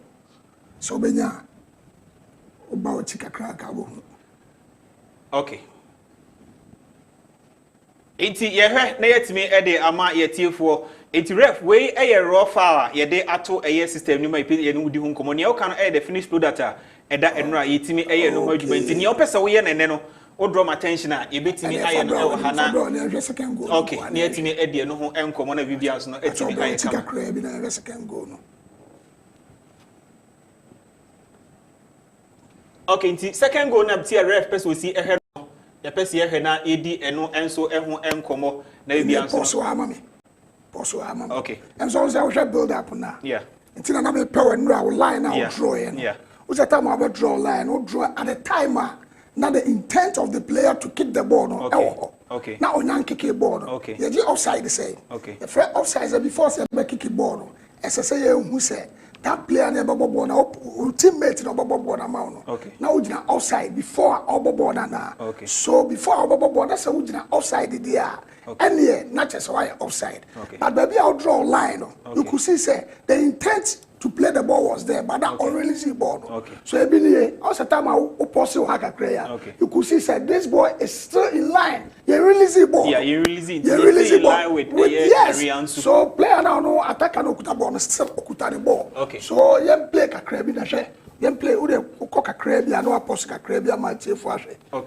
on the still now no yeah so poso aka krema me show there I hear you there you know me show there share even on baby a ball no yeah player baby original no the ball is ahead of the player and today just a player way outside okay the ball itself is ahead of the player okay and the ball in the end na go play okay it's a ball in the manimu dia identity is our catch say my outside okay oh they say it is like corner kick I say about corner kicker you could see it's a corner kick na ebe ball okay ball ahead than any other player and it's they say about corner offside in him it's this particular ball if you look at the ball is far ahead of the player and the player now still is not in an offside position so let's move on let's progress I say the intent was there but the ball is still ahead of the player so I say the ball is still ahead of the player you could see say the ball is still ahead of the player on the material. And before so Baba who's had there, once still have the player is still in an onside position. So play Kakrabi. Yes. Ope enra me any baby enra me ye mid terrestriation no no release ball. That's it. No nya attach no. And then as I saw baby a ball one. Look at the ball and the player. So still the ball is still ahead than the player now put to the original offside position. Ref in this situation. Yes. This is the position of the ball. That is why I'm saying you play on, carry on. What's over Kodu? I not touch the ball. Yeah. And look at the ball. No, look at the ball itself and the player. The ball itself and the player. This is the ball. This is the ball. And the ball. That's it. And look at the player. And look at Henry Ensu. And look at Henry Ensu. Yes. So look at the ball. But so don't draw line about say ball na player no. Because if the ball is ahead than the player, how can you judge the player offside? Okay, this is the raw data. And say a draw hand will release the ball. That's it. Play a branch to a man any touch of the ball. It's now say a draw. This is it. You are not getting me. Wherever you are drawing the line. Okay. Ahead. Okay. Or you just play cock 12 release ball. I find our release ball no. Sure. Say I find our release ball in a mile. I find an aka ball. Yeah. This is release ball. Release ball no. A ball no. Tiba ball in brand and share. Ball in here. Well release and this is the position of Ano. And clearly, so who draw line now? I know he's still ahead of Kotoko 3 players in Nina. Me say, who judge offside? Judge ball nankasa. Okay. Was the ball ahead than the player or the player ahead than the ball? Ref, baby, I mean, idea. I can clearly say the player was ahead of the ball because this is the ball, and I the position of the player. And it's a ball no CC and I say even if you want to draw the line from baby a ball nankasa we CC here. This is it. And it's a change a ball nankasa pull line no Eddie Aba. Ref, this is it. Say if says so say me try over baby or say try line no Eddie free the badia. I can do it for you, but wait, per the which mean baby a ball near release your so cast to line now. What to say the player is still miles ahead of the ball. Really? Yes. You release the ball per winch remo di mami. Say sanka si ye kwachi near her baby or when you attach no baby. Oh, they brought the play, brought the play in raw. Now you raw video damage raw. Okay. Before you put a stop on that. So this is it. Washington the slow moon bana ya pause na wetini ni opese wo kire no so no. Yetimi ahwe ni o kanti ref e neguso a opese eye tiefo enya the technical point of view no how wo huni se ball no a clean goal.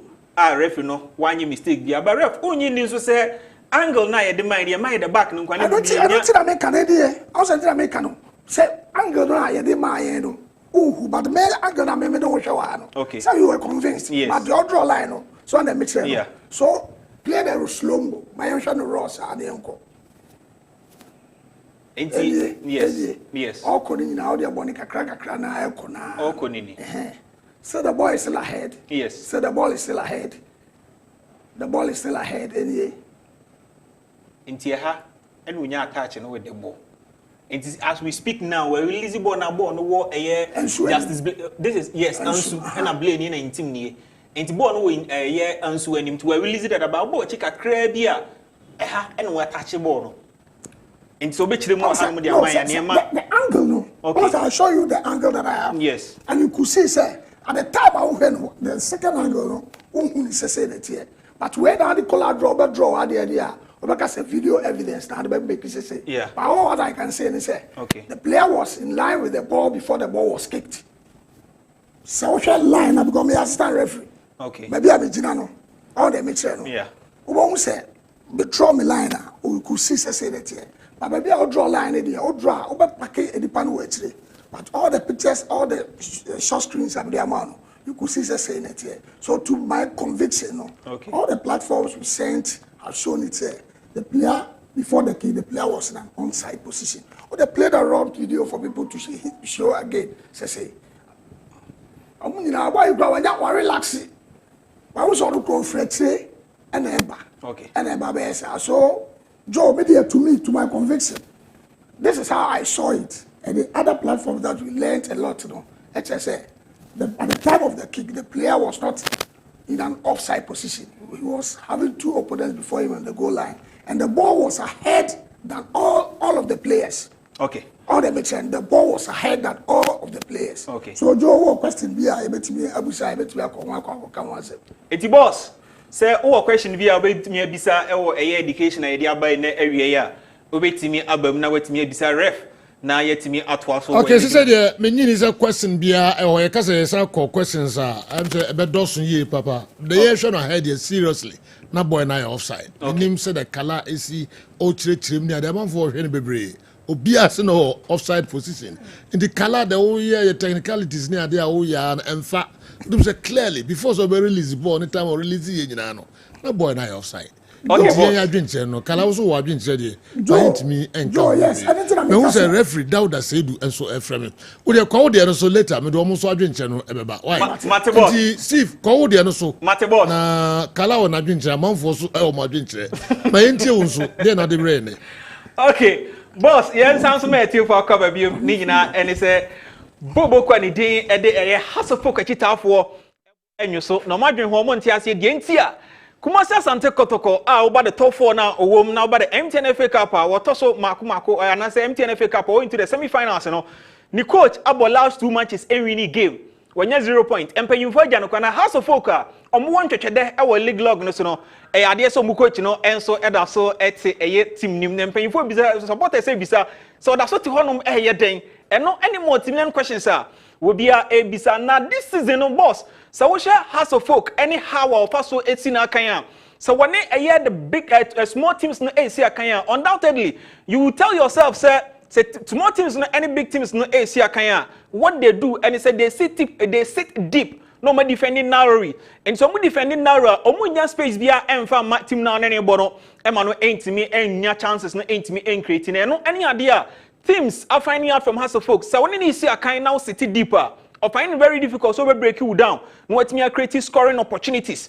Now, what me up on the show and answer the 3 months 1 points, you know. Now, also answer it me account. Into which House of Folk against a Karela United.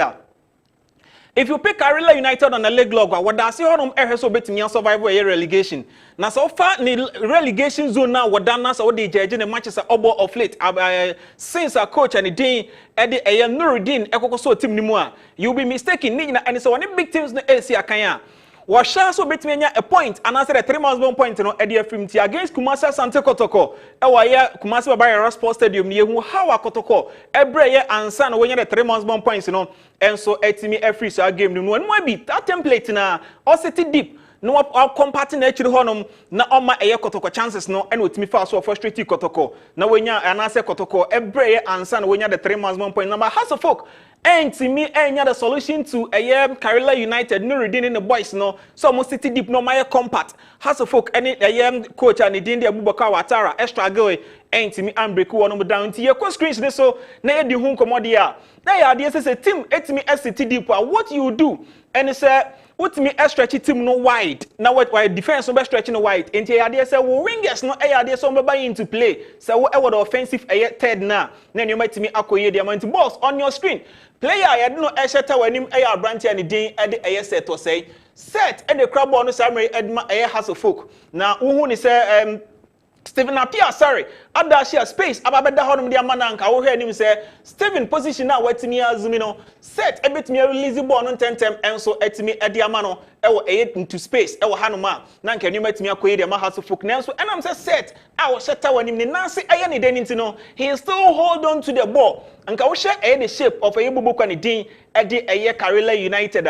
This shape no M1 who said the back line 4 na nanko mo eto no back way frame na free na we free mu no ama space a wo he okasa video no so no ababeda honum edi ama eye Steven Apia sorry I also anka set etinye release ball no quickly edi ama eye Abrante and din edi Steven no what me a create chance no e wo ha me nyoma enso etimi ekoyie edi ema no na enso anam say Abrante and din edi eye Steven and as a set and I say eye ne den ntino when Timian sport to the rounds of a yes Steven Apia sorry into space Amfa bono ain't me Amfa Amano Eman be very difficult Edma has a folk say obey me a creative chance when to see a play near to me at was so I say when it team or city deep air bar dear bar quote me here anyone say once sabet me aka say the spaces in between the lines any the wide areas over my wingers na position or more or the far a year wings no let me stretch opponent in the defense no idea say ubetimi idea break teams or city deep or more and so down then so has a folk in this game against Karela United ain't me anyesa nti see ebo play near to me akoye anima now and I'm set ain't me and release ball in term no idea say bubo kwani den e de Karela United it me recover be for me shape na no mo and so it me up now boss say who hit sa shape we ya has a folk and they attack into you expect so make me overload the Karela United but on your screen and what you see here they say Karela United boom and now overload the team and the has a folk mo say omunya space emfa emo and you can only see say has a folk 2 strikers and up against Bubu and din Karela United as many as you can count I'll say makumaku 1 2 3 4 and I will me enya Karela United and with only 2 strikers of a house of folk. But the zone 14 here, biaba kwa, number 10, and as a creative midfielder no, ebetimi ejina no wetimi about the penetrative passes at the ama strikers. Then so we the back 4 of a Karela United at the free honoma. No, you can also find another 3 players. Our said that zone 14 up team BSC akanya. What I say obetimi control no dominate you on wetimi create chances no. They say almost so for me another line of 3. Very narrow. Team be a say ebetimi apanish omo. And say share on your screen now. The back 4 on the line everyone you can still have another 3 in front of the back 4. Say obetimi narrow the spaces no and so down. Now earlier on, me know the incomo eka at the Chelsea says teams as it deep no defending narrow. The wider channels no. And omutimi eja edi to honum nti say wider channels no omuja edi ato honum edi amawo dia ade ba ko say as a team a attack utimi eye and say anya wingers no and be the wider areas no matimi stretchy opponents no wanya spaces in between the lines your full backs no and also mutimi ba no mo no be ye wingers e was a situation him na so mo de ba e be ye wingers then we ye wingers no and so be inside and somebody 18-yard box no e be kan striker and as 2 strikers no ho na won so wetimi overload the opponent no men you matimi akoye the amount then so has to focus against Karela United on your screen wo share set entime release ball no abro munya space no e wo no no quickly Karela came back into and I say omo reverted to the omo normal 4-2-2 and I say 4-3 system no narrowly share say omo enya space emfa emma Hasselfolk na ya dia ba ko akoso a e wo Hasselfolk team nim this season so omo any teams bona teams no etimi SCT deeper no enkansempa emma Hasselfolk the opportunity to create numerous chances emfa empanish team bi omo etimi no eno no ebo na America kire say Bobo Kwanidi ni Karela eba no o mebiem any Hasselfolk emo ontimi ni Hasselfolk emiem enko toe to toe say o pin up no na bo enti how a obetimi anya baba ko anase when the opportunity present itself nas work on counter attack anase set piece biba na wetimi ekwa obetimi anya goal no defend me nyoma akoye dia ma no so on your screens again boss so wo sha ohu ni se Bobo Kwanidi de Karela United so a city deep BM in narrow formation what her say ene wonja space bia emfa to her emfa emma Hasselfolk one Bobo kon mo so entimi empanish wo ent so we had the back line now we earlier on spoke about 4 mo say etimi ejino mo chiro menoma ekoyi de mo so there you have it mo penalty area no the D arc na no they formed as many as 4 pillars the back 4 no ejina honum against Hasselfolk one 2 strikers one mo hese ombetimi enso enya chances menoma akoye dia mo this situation what you expect and say the wider areas no any baby Hasselfolk one 4 backs and say omo wingers no ebetimi overlap menoma akoye dia mo but nye wu hu screens yi they say the spaces are there but as to say Ubenya Hasselfolk players no matimi occupy those positions no natimi creative spaces e dia momo no dia ba ko you wouldn't find it in this game emfa emma Hasselfolk wonu Bobo Kwanidi against Karela United na omukoko atipenko na senkunim dia ntimi ama na Hasselfolk supporters womo ebuafu ni nyina ene sekuma asha sante kotokwa elia omidi kaka ericho say wono na owo into the top 4 no would do the semi-finals of this year's MTN FA Cup no last 2 matches are enough to sack omu coach dia na Hasselfolk head coach in about 29 matches asha 25 goals no what aso team nim enso den these are the technical loopholes when the team names when teams are city deep AC akan eko edit Hasselfolk ne hu nkomo ni bi na di na boss ade ba ko ni say teams etimi city deep opese wo nyomo etimi punish o manasa wo ehso ma na ade ba ko ye ko edima set pieces but in this game they do set pieces na ye be di hu nkomo ne hu say Hasselfolk make good use of set pieces teams SCT deep na untimi create chances goal scoring chances no emma wo etimi ebdi punish o no wunya bia na Hasselfolk set pieces ne do no ma ye be di hu enkomo we earlier on spoke about the back 4 and in front of the back 4 players Bobo Kwanidi Karela United also etimi parade na they say boss on your screen again the back 4 is there but in front of the back 4 no so no they say you can count as many Bobo Kwanidi Karela United one another 4 players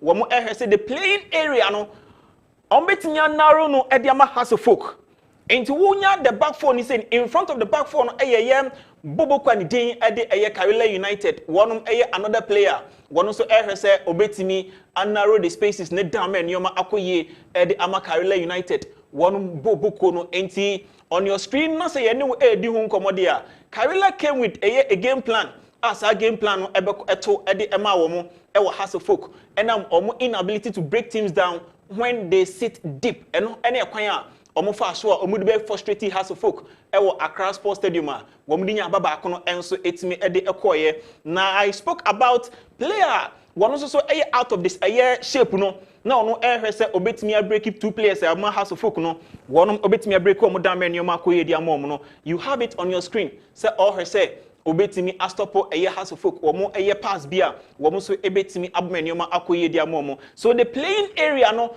wo hu wanim hanom no ubenya Karela United the players makunum against Hasselfolk miensa once again the last line defense zone no edma Karela United womo overload Hasselfolk no over the second line of omo defense so the playing area and the zone now omatimi create ombobo no honom no so no ade so mo san so overload Hasselfolk honom na ye kan the wider channels no so enkomo making it difficult for them here. So make me the penetrative pass, true passes na them more strikers no. And can you expect say the wider channels no has to folk ebe making good use of the spaces eye bobo kwani din ede eye Karela United eja ede eto ho but near who e was screens no so no eye ade say bobo kwani din has to folk entimi am making good use of the wider zones no in this game. Ankoye amfa ama Haso folk wonum bobo kono enti boss say yeguso di ho enkomode a Haso folk inability to break teams down when they sit deep no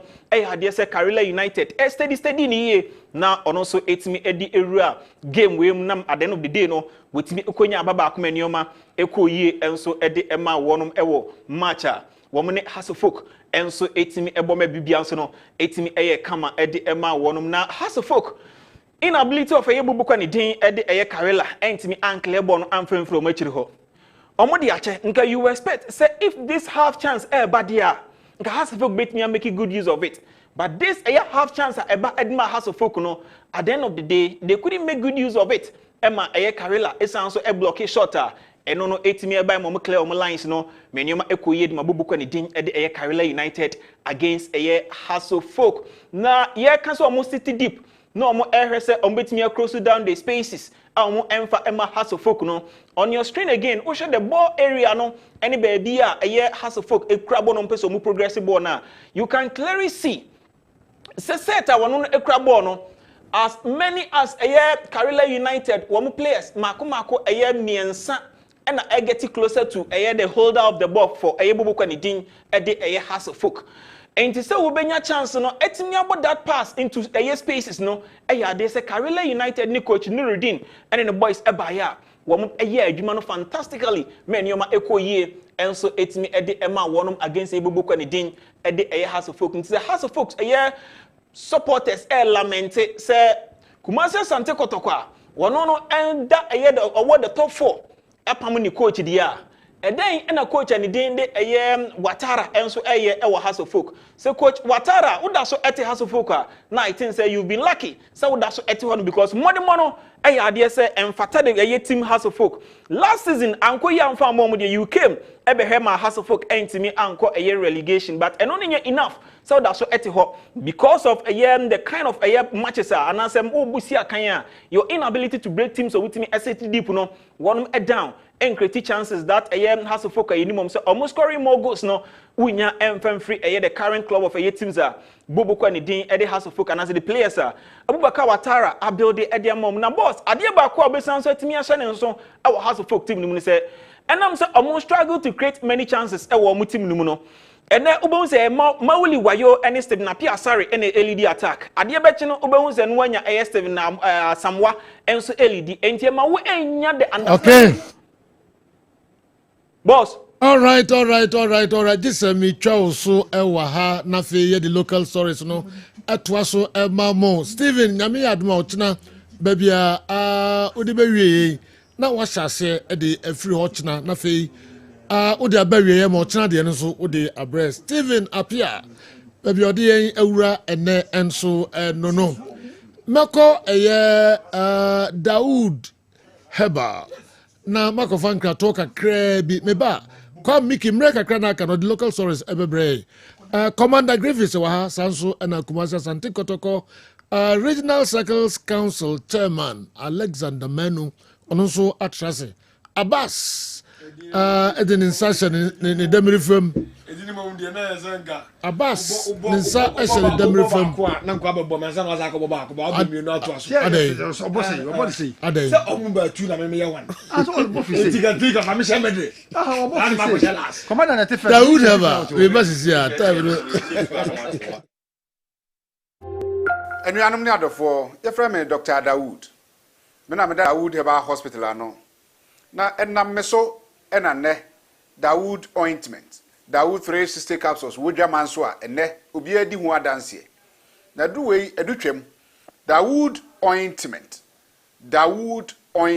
o se fatwi na ebeko ofa Daoud 360 capsules o se sisi na ade wom na drom yenu wei adwuma bom obi a osisi ye o yapa de obeye ne se wo de Daoud ointment no etwitwe osisi na anopa ene anwumre a nansa bia no na wodi bia bɔ asawa wobetimi de atua wodware wi a fa Dawood ointment wode te ne fa sra ta bre kro na no na wonom Dawood 360 capsules no anopa ene anwumre na danse ye na ba amane wode enko na enko ti adanse ni bi Dawood ointment edrowe me straighten and well done the toda me po djuma na me honam nyina me hu bibi enyi ba se minya sa Dawood ointment we na me twitwia na no paso minya Dawood 360 na me no mo eze kware me ye adwuma kura se kane no te drowe de edi masema ma na be di so asema ma electrician na ye adwuma ekofia yentimi na Dawood ointment so ye adwuma na obra okodru fia fa twitwi ade be che no na wo hwa den Dawood ointment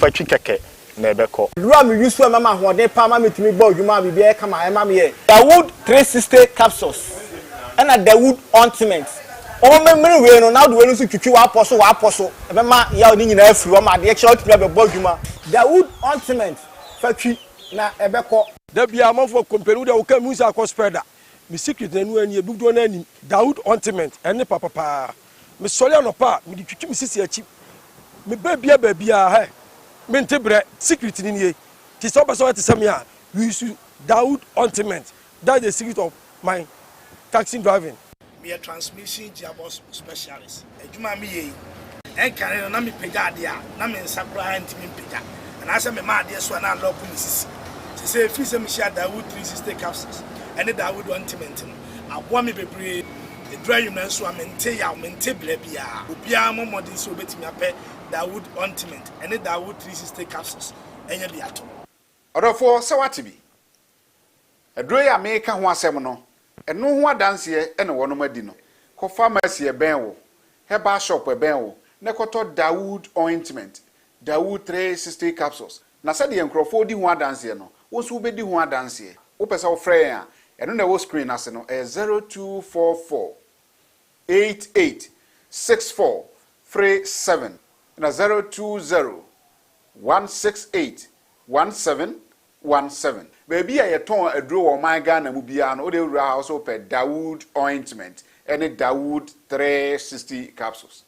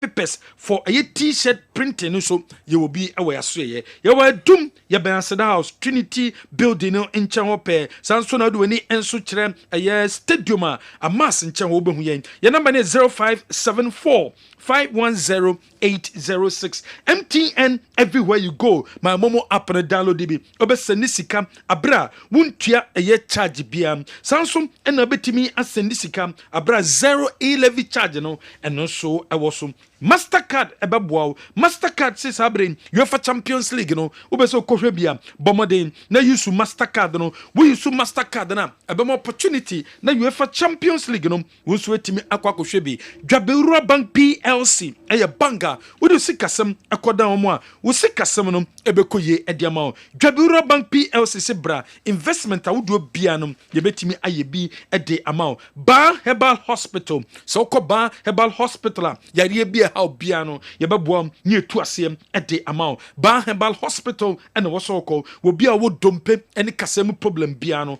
wo ko Ba Herbal Hospital yebeboam ni etu ase ede ama genua yemfa ensi hanomo. Okay, enti buboso kakra bi na memfa a minute each every penny for no mreno call too bad time am the buy na mo akoma say asante ko press conference in press conference na say there la savudu go for say dollar mo mpe dollar video bia because on na airline one into the video be about justify no but so the better said them na come so there untimi nka say me first dollar the end there say clear okay into the end to so until asavuduku and I introduce technical team na ochichi mu dientia wo mu eja aye prosperity ogum kwan was a new technical team members and aba wo mu eba be yejuma coach Prince Ekasai was say oye proud so what join kotoko oba be yejuma kotoko no general oye proud so ba nemom obiam fancy ni trim say ejuma no eye tough job and omo aba beji and so ewo ho eno ne nsem a coach Prince ono so ede atudwa ewo ho eno kodanche coach Abdulkarim Zito enso kasa wasi we eye huge tax ejuma na wo ma beji no eye taxa super but ombe do metimi aye wasi league ni de ontimi nkase kotoko beji nemom omo difficult possible but possible nti ohwe de obetimi aye de hianse ba wa be enye coach gidigidi sembia one obeye te se eja ede ama players no ni players na kasa be bo genu nsem no edos o se ejuma bi se no ya wo ba wo so ni players no kra omugbo mu di ko no hwe ominim se onim omo Zito yes o so nim kotoko players no nti eno na ma ejuma no eye den ede ma no nti se free na kokra no o share player no fro e bia kala no abodi nti no age atum sa na yakọ na be bo ejuma no ama na timi akosoro o se sa no ebo ma onya good assistant e ma ne bo wa ama ejuma no eye easy nsem do so batesia no nan a ye benya mo dia ba yes okay, Chairman Alexander Menu, mim corner say met me amanya be 1.5 to 2 minutes bia. O bonetew mreno ekopa. Yes sir. Legend. Fati ent me amante en sha kotokoto. Na me champa pa usu donko. O me o hwe. When dey be of Kessben. Na me adma. Eda kwesara.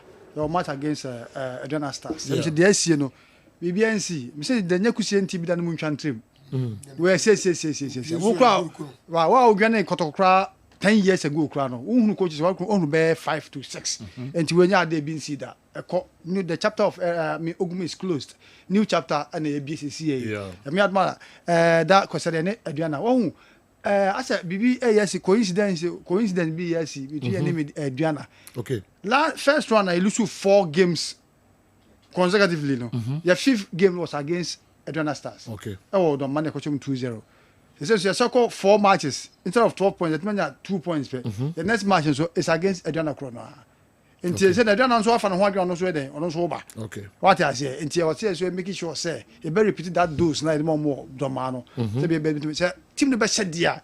It just me no nya there yeba. Oba mo fresh chairman coach mama coach konti just Mr. Mo papa yen support coach support kotoko. Support coach, support kotoko. Same be say me to no, am support kotoko since 92 no.